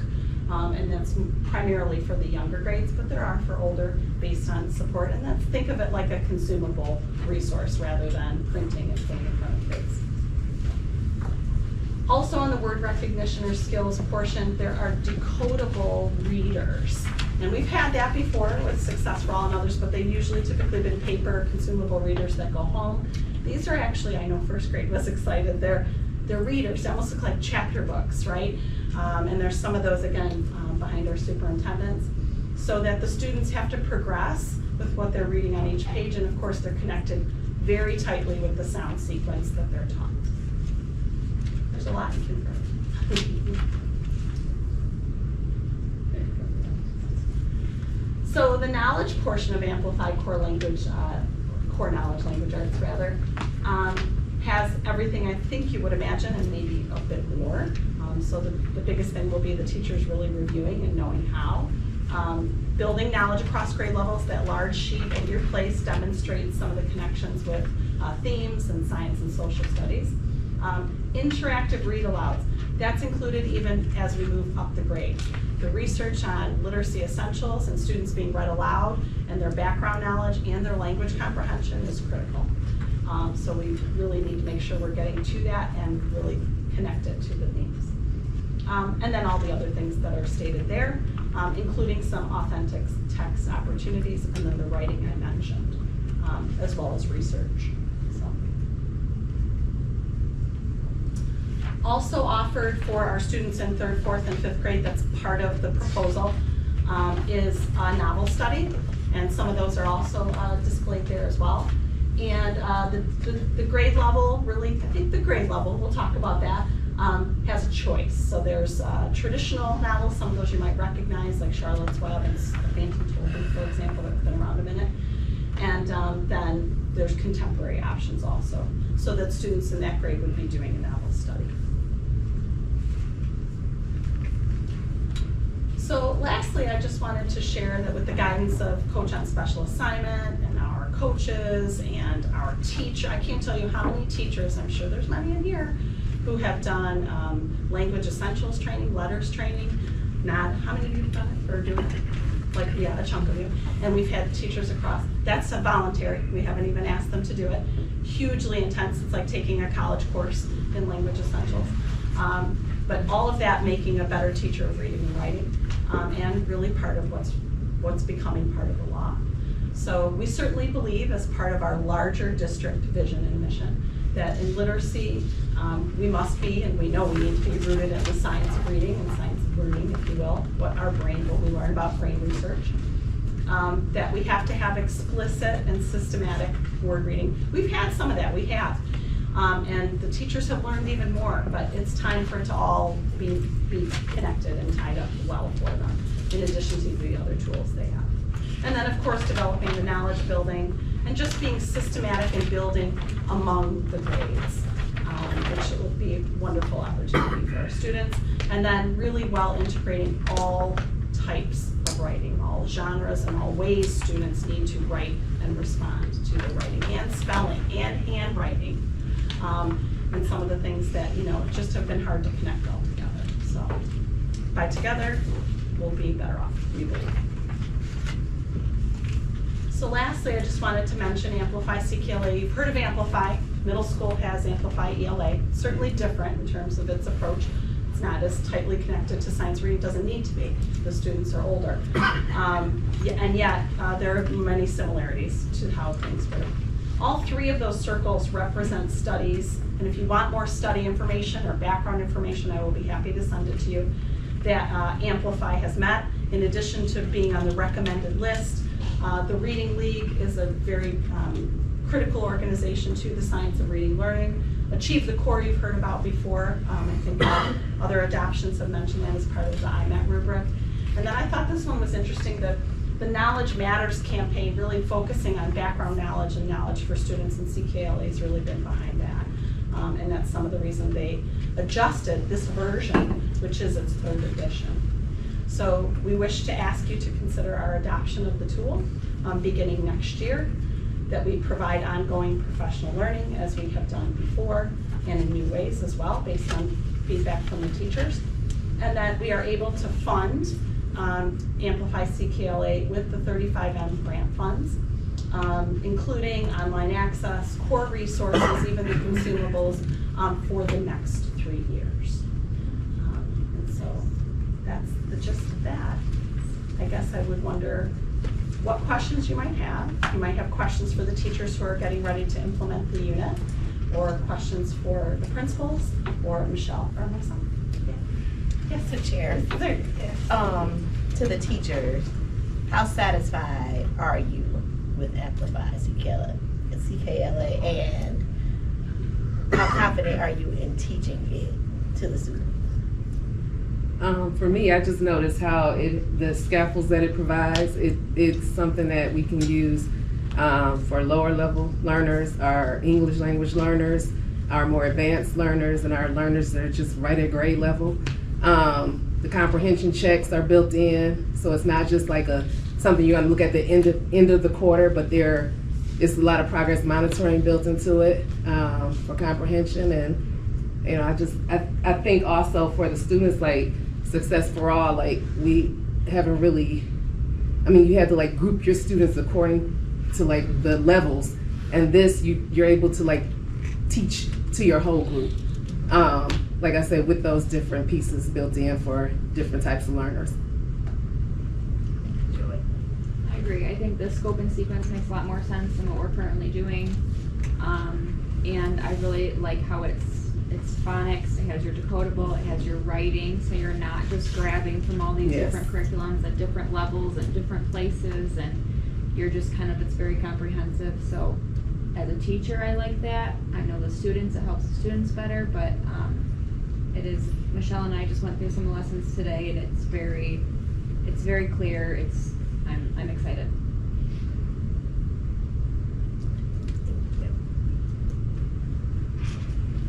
As chair, can I I want to piggyback off of Misha's question, but ask, how did the students like it that we're testing it? Like piloting? We were just like trained on it last week coming back off break. So Tara and I are gonna start it on Monday, on the 20th. Just that, the unit of where they would be if we had it as a curriculum. So We're just in the prep right now. Right. Next week we'll get started. We have hopefully we'll meet and kind of figure it all out as we go and answer a lot of questions so that if we do this next year, that we kind of already have a head start on some of those questions that might come up.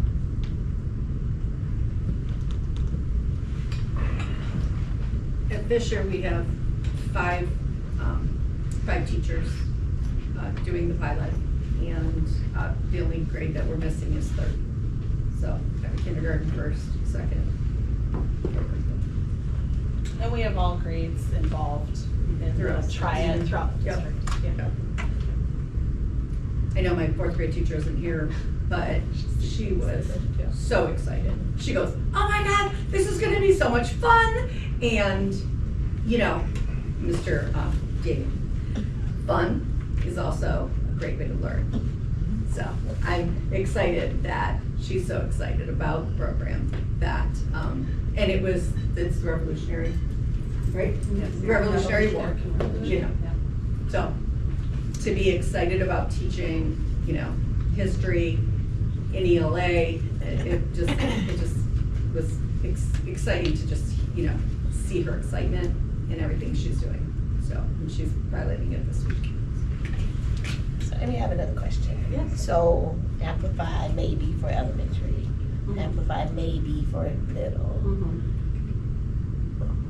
How normal is it in other districts for you to have like just one curriculum throughout?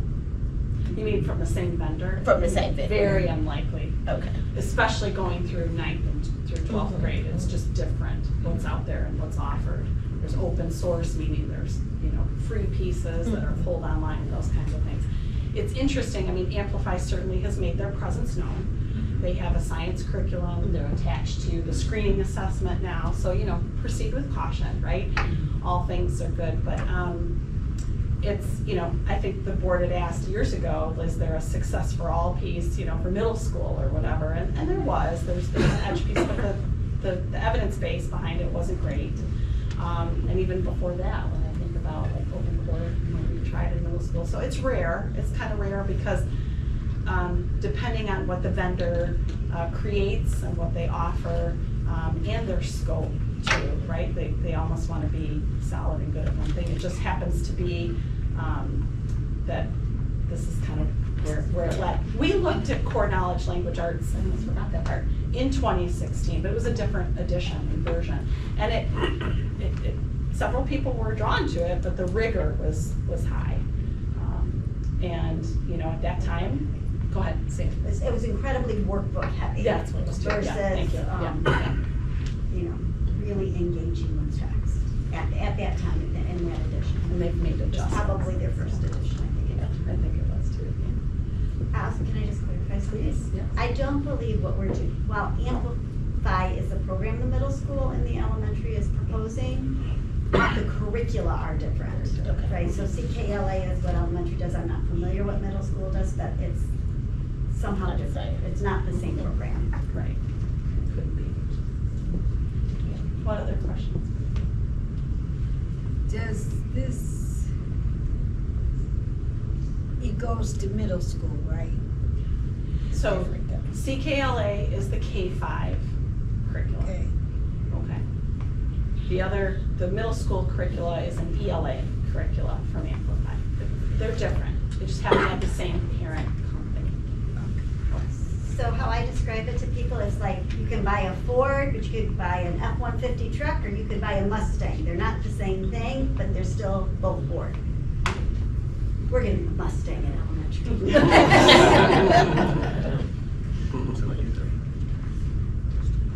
That's a good analogy, I like that. Analogies are helpful. Takes time. Any other questions you might have? What's the cost? So the cost of 3 years of the program is, it was in your information as well. It is, let me make sure I get the number exactly right.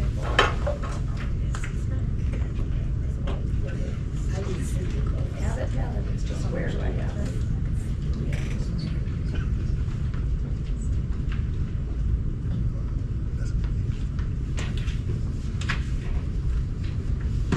It's listed in the board packet underneath. It is. agenda I've got it Number too. 11. Mr. Beverly. For the board's future reference. Yep. I thought so too. Oh, yeah, at the very end, right?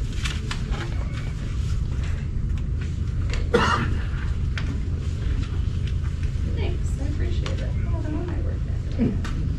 $275,000.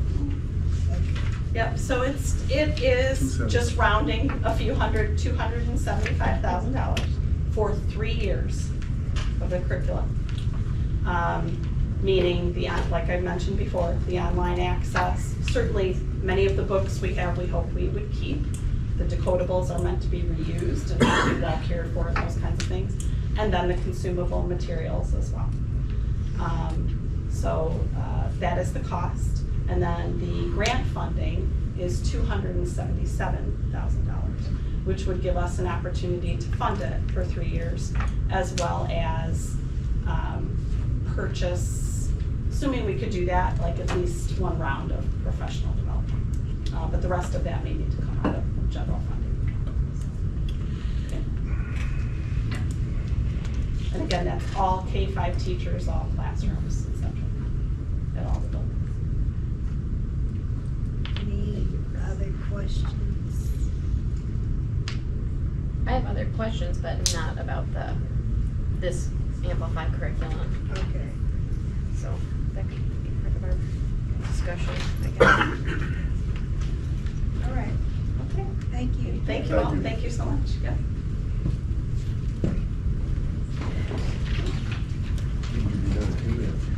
We can be done in 2 minutes. But we can take a break. We can be done in 2 minutes, take a break and be done in 20 minutes.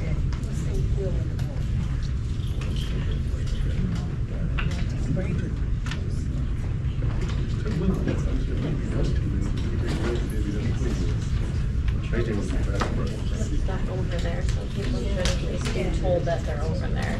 They can get something. We're gonna do 10 minutes. 10-minute break at what time? 8:18. Okay. All right. Yes, ma'am, all you. Misha, sit down. Misha. Yeah, I'm sorry, Okay, yes.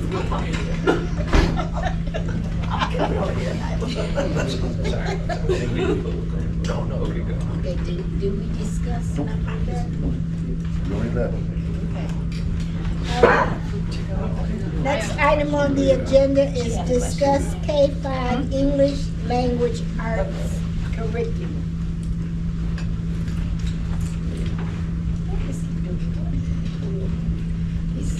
So who wants to discuss that? Anybody have anything to say?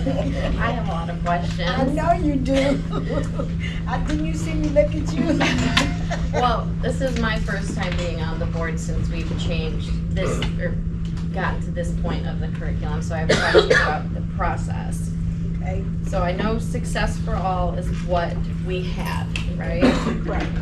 And that was, you said that was put in place in 2016? 2017. 2017? Yeah, the adoption process. Yep. So that's almost 10 years ago. That's correct. Wow. I will say, if I may offer,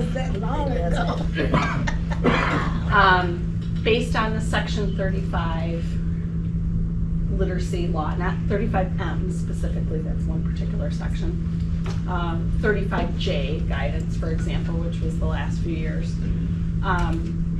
we did some training on additional pieces, both of Success for All, its latest edition, which for Wings, for example, which was Wings 5. We started with 4. We provided U-Fly training in word recognition skills, which can be used for intervention and or Tier 1, and would still be used for intervention to all our teachers. So we've continued to evolve the parts, and there's more, like morphology and so forth. The parts, all those, think of all those separate pieces of the rope Michelle was talking about. There have been many pieces we've grown and developed. It just has not been a purchase of an entire Tier 1 program. Does that make sense? So it's been tweaked over the last 10 years. Probably more the basically? last 5, I would say. So 5 to 6. 5 years. Yeah. Has it been brought back to the board before though for a discussion or to check in and see how things were going? We've shared data connected to the practices that we're going on. Is that normal for the board? Because I know curriculum is one of our duties is to decide the curriculum. So I'm just wondering, is that a normal way of handling things? Is that the way we're supposed to be handling things? Not really, no. To the chair, I'll back you up on that one. No, Amanda, it's not. It's just what happened with all the transition and Right. stuff. We usually do, that's why we plus Delta and stuff, and we believe in cycles. It should have come back at the end of 3 years, 4 years for the board to have a presentation to review what's working, what's not. Which was COVID. Yeah, which did hit COVID, so it was strange, but no, it's not normal. Normally, it rotates and every few years it comes back to the board and we get an update. So we're more on top of it. I mean, going 10 years is a very long time because I know we were torn when we approved it 10 years ago, the ones that were on the board then, if it would be the right fit because of what we were hearing from employees and people just on the side, but we had no formal meeting or discussion or anything. So this is big, what you presented. It's almost a little overwhelming as I look around at some board members and stuff because it is a major step. And we're gonna have to toss the dice and make a decision before we know how it went in the classroom and how the kids responded. You're going to need, because of deadlines and different things, a decision from this board, which kind of puts our backs against the wall a little bit, because how do we know? Yep.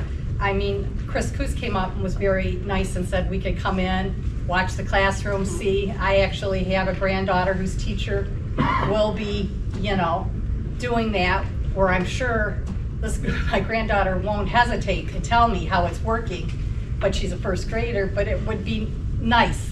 Do you know what I mean? But I'm sure you're gonna need a decision because of the law, and it's not the first time that's happened, but that's the way law and education is at times. Yeah. This has been a very, the adjective I'm looking for, aggressive timeline of adoption and law and implementation from the state. And I think other districts are feeling it as well. Some adopted new curricula with 35J money. Some of those were approved curricula for the science of reading, and others were not.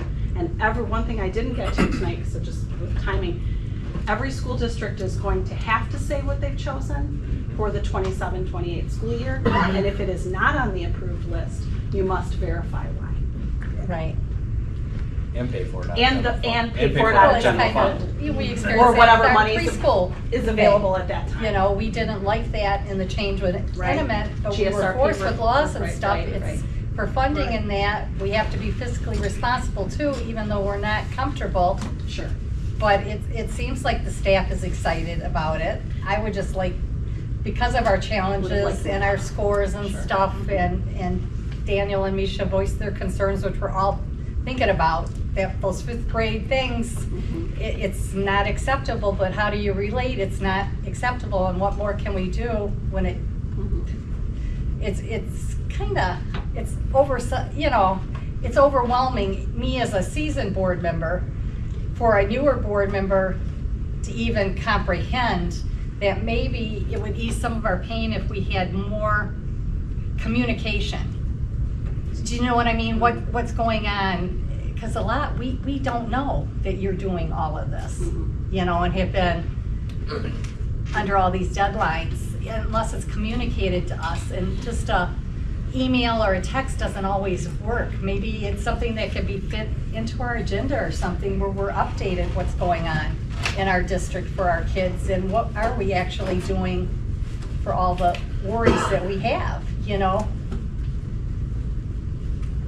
So I know you're not asking me for a response. No, but- I'm just but kind of maybe in trying to today's- answer yeah. Amanda to kind of reassure, I get no, it, this is yeah. not normal. This is but not- It's something that this is- we're it's a being rapid forced to do. process, Whether yeah, we're comfortable, we're gonna have to make a call. Yeah, we're gonna have to decide, even though we don't know a lot about it.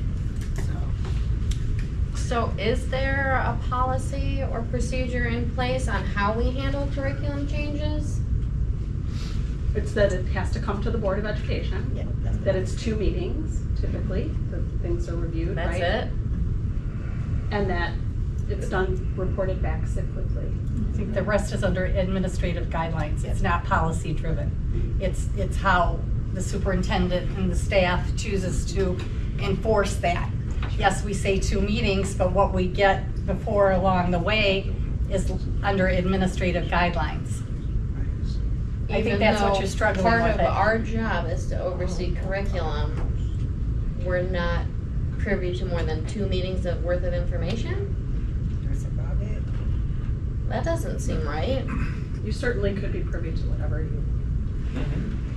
Yeah, but we have to by, what'd you say, September? I'm sorry. You said that we gotta know, we Before the have end to of the school year. decide. No, by June school year. Right. Materials Started. must be, It the had to- dollars must be it will- spent. It would be started in September. Correct. I understand that part of picking the curriculum, but once it's picked, what is our involvement as a board? Are we reviewing it? Is it being brought back to us? Are we following up to see what's working, what's not working? Well, we should be, it should come back to us. We, probably Amy and the principals would be bringing back to us to let us know if it's working for us.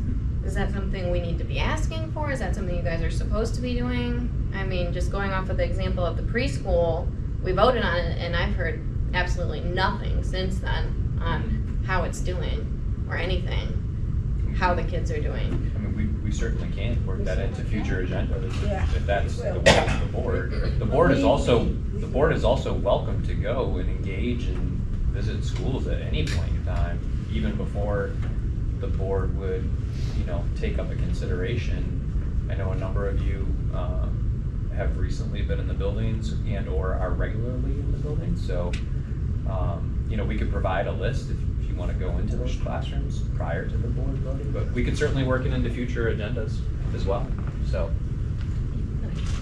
AJ, you had something? Yes, Okay.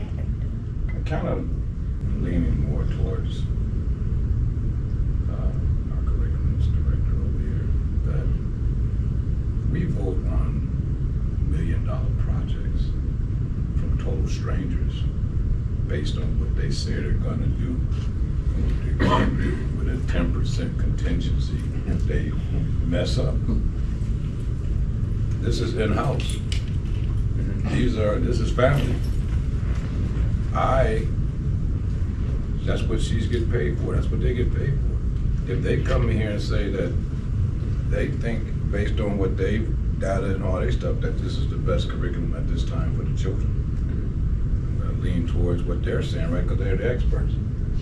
And they're the people that's in-house, these are the people we see every day. But we can sit here and let total strangers come in here and give them billions of dollars to fix something based on their word, and we don't even know them. So if they come to us with their ideas and their views and their expertise, I'm more apt to listen to them than I, you know, just like Fisher had the thing, and I asked about the cameras. They had no plan to put the architects didn't have any plan of where the cameras would go. So they would have a third party coming in and cut holes in these $1 million projects to put cameras. And that's what I'm saying, we've raised them millions of dollars to do that. But these ladies and gentlemen here, it's what they do.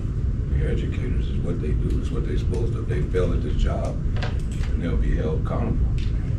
But we still gotta afford them that opportunity to do that first and say, hey, this is what they came up with as a collective staff. And say, okay, let's do this. Yes. The answer is yes. That's it. To your question. But Billy Beverly, I don't know who remembers her, told me years ago, before I even thought of getting on the board, even it wasn't a thought. She told me to inform myself. So wherever my children are, whatever the law is statewide and national, whatever it is in your city, in your district, learn it. That way you will be in the know. You know, you won't have to rely on anybody else to tell you anything. And I didn't even think about that until SFA came. You know, and I'm like, you know, and I've been paying attention to everything education since then. We're doing ourselves a disservice if we don't look into stuff, you know, because there are some things that we do not have jurisdiction over. This is one of them, as far as. That's not right. I didn't say it was right.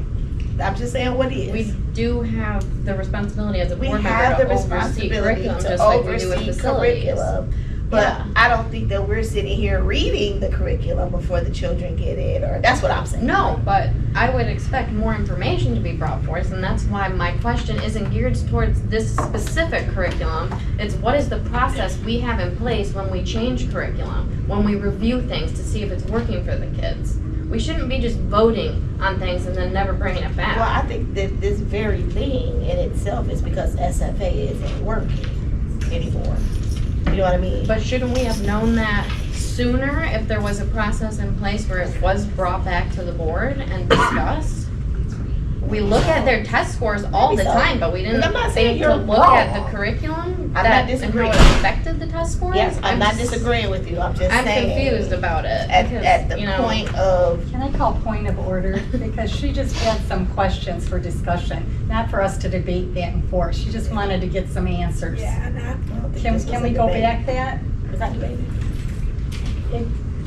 Can we just let her ask her questions like she asked, like any of us, without interrupting? So I guess, can I just ask a question of Amanda then? You just want them to come back 6 months from now and say, hey, board, this is what's going on. That's I basically just what you're wanted asking. to know like what our process is. Like, do they come back in 6 Yeah, months? because I don't Do think they it's a come back process. in It's not a we can ask Jason whatever we want operationally to do anything. That's what I'm saying. So would you want to, every 6 months, come back and tell us what's going on? What would make you But feel then comfortable? still, the board has to decide that as a group, not just like me wanting to know that. No, I'm just asking you because you had the question. Is that what's Yeah, asking in your mind? You just want them to come back and update. It's kind of like how we had for a while, Jason was coming back to us and updating us about the information to go along with just them bringing it for us to vote on.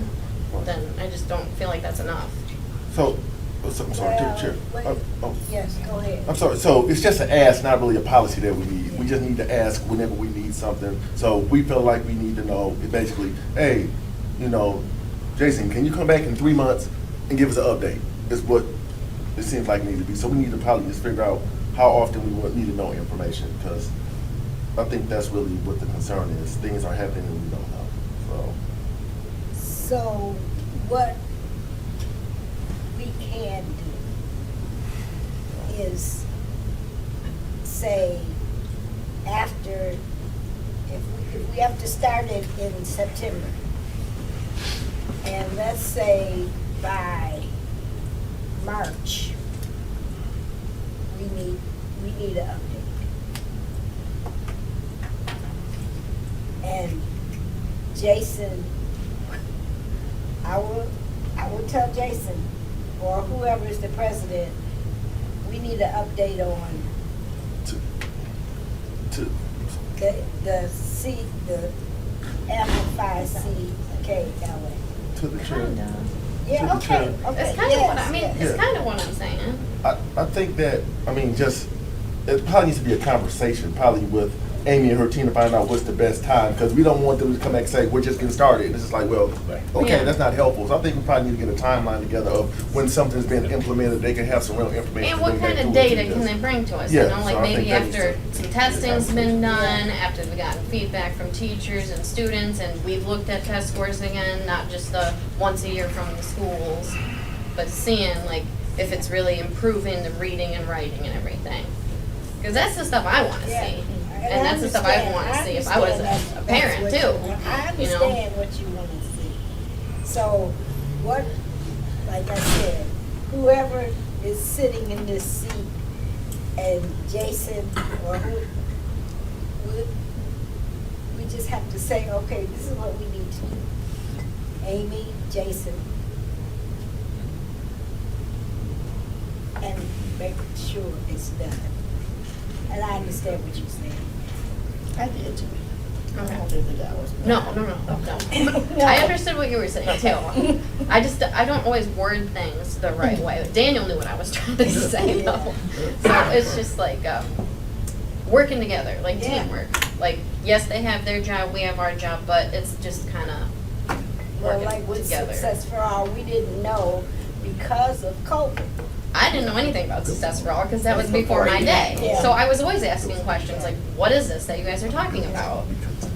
Well, you know, like when we first discussed it, I mean, everybody didn't say, yeah, we want to do this, did they? No, they didn't. But we were backed up against the wall and we didn't have, Yeah. technically, we didn't really have a choice. Yeah, I mean, I don't have a problem with this Amplify at all. I think it sounds great. It was more so like, how does this process work, being a new board member who's never seen it happen before? To the chair? Yes. Also, just prior history, it's cycles. Yeah. Even when we ask for a report back in March, I think it would just be a 5-minute report of communication, this is how it's going, until we complete the cycle. Like Amy said, it's like a 3-year cycle. You don't know until you complete the whole thing. There's, Or even- nothing's perfect, you Yeah, gotta reach, so it's just being in feeling like you're a part of the process and communicating. I think that's the big thing, is just, it's not a formal presentation, because you haven't completed a cycle. How can you give really an informed decision? Kind of just like a plus delta, I guess. If you brought back a plus delta, this is what's working, this isn't working, that's fine. I don't need a slideshow. So, to the chair, I'm sorry. Would we discuss after you all do the 1 unit or before? Will we consider, I'm sorry. The goal would be at the end of the month. And It'd this- just be started. Okay, okay. Yeah. So we vote on it next. Timeline. We It is vote on it weird. next Yeah. board meeting. It is weird. But once it's implemented, then Yeah, then hope we'll revisit it. hopefully, we will get feedback. Because I know myself and the rest of y'all want to see the reading and writing scores go up. So Yeah, watching this one. We do want to see this go up, Mhm. yes. Madam President, can I ask the board for a point of clarification, whether it be now or later to Okay. discuss?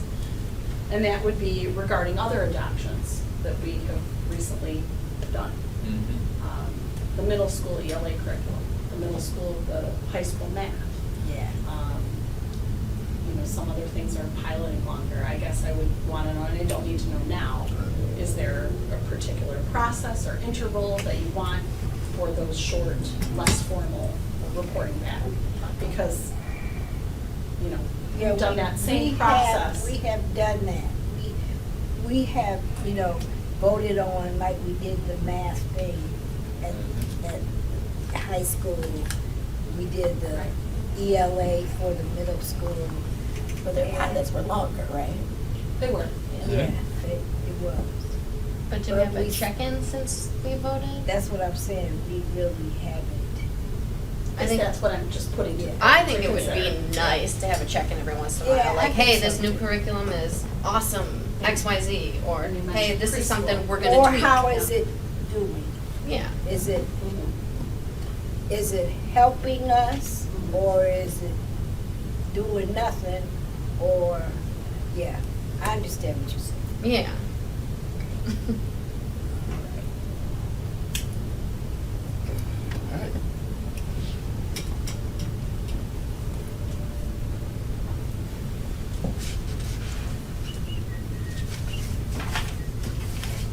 Did you write that down? Ricky will update us. Do you have Good. questions? I got it. Okay, all right. I'll handle it. I will talk. Okay, all right, okay. Seeing how it goes. Okay, so it'll be back in the month, only Jason? Yes. Yes. Okay, are we done with this? Yes, ma'am. Okay, next item on the agenda is consider technology E-rate project. Do I have a board member that is willing to adopt the E-rate project? To the chair. Yes. I adopt it. Second. Okay, it's been adopted by Mr. Winston, and it has been Supported by. supported by Mr. Johnson. All in favor? Aye.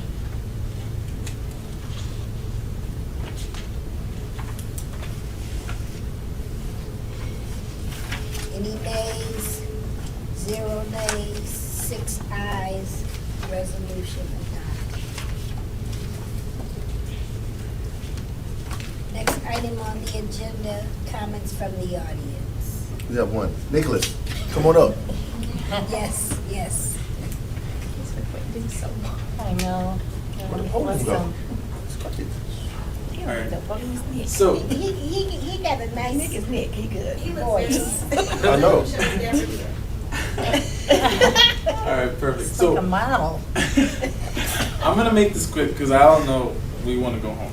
It's quite a long meeting, but I'm glad I stayed, and I also want to thank you guys for letting me speak right now, giving me the time to express the accomplishments some of the students have been doing at the high school and the level of involvement that the students have been doing as well, and I've been observing.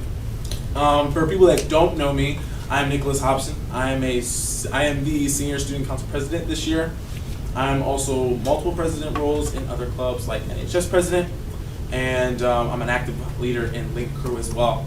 And I'm just gonna start off here, but also I wanna just say that I'm gonna be talking about extracurriculars that involve students that take advantage of the resources that the board provides and the Board of Education provides. And it is super important that you guys know that too, because it may look like it that all students might not appreciate it as much, but the students that are in these clubs and that accomplish these things really do support it as well, and take advantage of that and then go really far for it in their careers and after high school as well.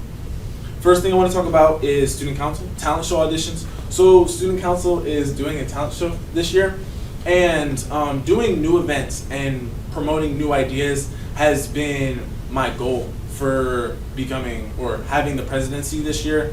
I've been told multiple times that student council has really excelled in leadership and involvement. Excelled last year, and it just shoots this year in changing things and revolutionizing its team and what we do. And that'll be my goal for this year and to promote it next year as well. And just to just change and not just, oh, student council is doing this every year, oh, here goes this again. But to give a difference, and something new the students can look forward to every day that they come to school. And so that has been one of my biggest goals in student council as well. But we're working on a talent show this year, and it's going great. It's going wonderful. We just finished up auditions the week before, actually just last week. We just finished up auditions. And honestly, this talent show has been bringing a really positive vibe throughout the school. Everyone's been asking, oh, are you auditioning for the talent show? Are you doing the talent show? Oh my gosh, I can't wait. And so, but for your information, it's gonna be on May 6th at 6 o'clock. Yep, there we go. It's gonna be on May 6th. It's gonna be a wonderful night. Wonderful. It's been talked about a whole bunch this year, starting in January. And I've been mostly taking the lead on it, but most of my council has been giving support and ideas into this idea as well. That is becoming real really fast. Is it an auditorium? Yeah. The talent show has been carefully thought about, prioritizing entertainment and order of that kind of stuff, and talents, and like which way and how long the talents get as well. Like I said, positive impact on the student community in the building as well. Another club I'm going to talk about is NHS. NHS has accomplished quite the amount this year in student involvement and bettering student academics as well during the last finals in semester 1. So we had this thing like cookies and cram, and we had it right before finals, and you would go in the media center and you would buy cookies, but then also study, and then tutors would also be there as well to help you, and then you would have your finals the week after. And so I've heard from a lot of students that has had a positive impact on their finals and have seen better grades actually than years before. And then also NHS helped out at Vandenberg's Black History event. That was also really good turnout. We loved it. It was super fun. But NHS is also partaking in things as well. We have partake in the Christmas event at other elementary schools as well, and look forward to doing that in the year after. So I also push for that so students can keep doing that in clubs. Another thing Link is doing, I don't know if many of you seen the mural at the high school, but the sports mural and stuff like that. That's a project that Link is working on right now. It's currently being finished, but it will be finished very soon. It's been a thing since December, but a lot of the students that are in Link are also in other clubs. And so it's kind of hard to meet after school, especially if you're in sports and stuff like that. But it'll get done, and it's been pretty fun partaking in all these activities as well. And I love seeing the involvement as well. And I've also noticed that before, around sophomore year, I noticed that there wasn't a lot of male participation in extracurriculars at the high school. And I try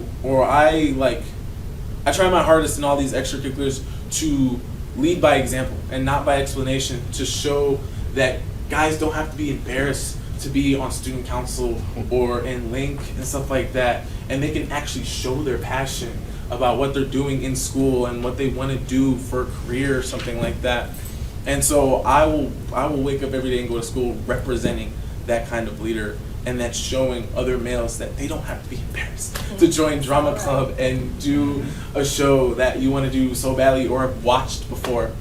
And so I lead by that, and then I also continue to revolutionize student council as well. I don't want student council to be a club where you just join and don't do anything and just say you're part of student council because you're technically in the club. I want everyone on student council to participate and push forward as well. But that is my activities and accomplishment report for the students at Thurston.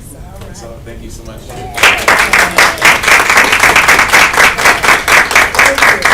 Thank you so much. That was great.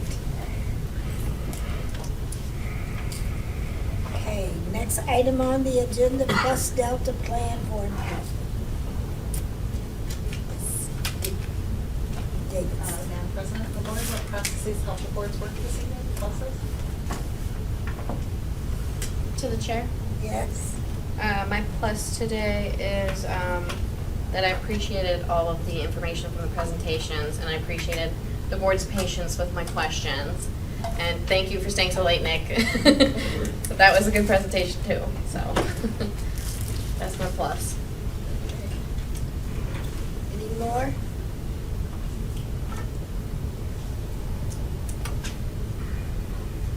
Well, I always enjoy when the schools come in and give presentations. But you know, I always say, and the board says the same thing, we just have to keep working hard. harder and harder to get our scores. Anybody else? Okay. Oh, I have a question. Yes. When is the scholarship stuff due? It says right there, the 20th, by the 20th. That's, this is for us to have it turned into him? Yes. Not for him to have it completed? No, turn it into him, So and you when can is send him the- an email or whatever. When is the date that it will be decided by the board to get the scholarship to the student? So once that comes into me, I calculate everything, I push it back out, and then in the next board meeting, she would announce whoever that winner is. It's based off the calculation and not really an ultimate decision by the board. It's the, Yeah. So it doesn't necessarily have to be if we end up having to push time, but then it pushes the possibility of getting a check cut in time, so we have to do it sooner than later. I guess I'm just wondering, like, will the student know prior to honors night or graduation for the scholarship? Usually, Is it usually do before it that? at honors night. You present it, Yeah, but, we but present it. Chris will know and can let them know Ahead of time? ahead of time.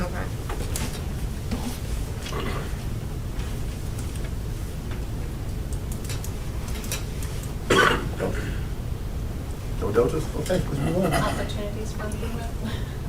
What processes would help the board work in the future? Don't.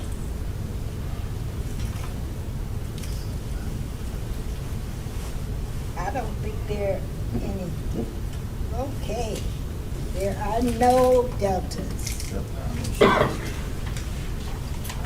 If there's nothing further that come before the, oh, I want to say one thing. Jason, would you please tell Mandy happy birthday? Yes, if there's nothing further that comes before this board, I adjourn the meeting at 9:07. 9:07. I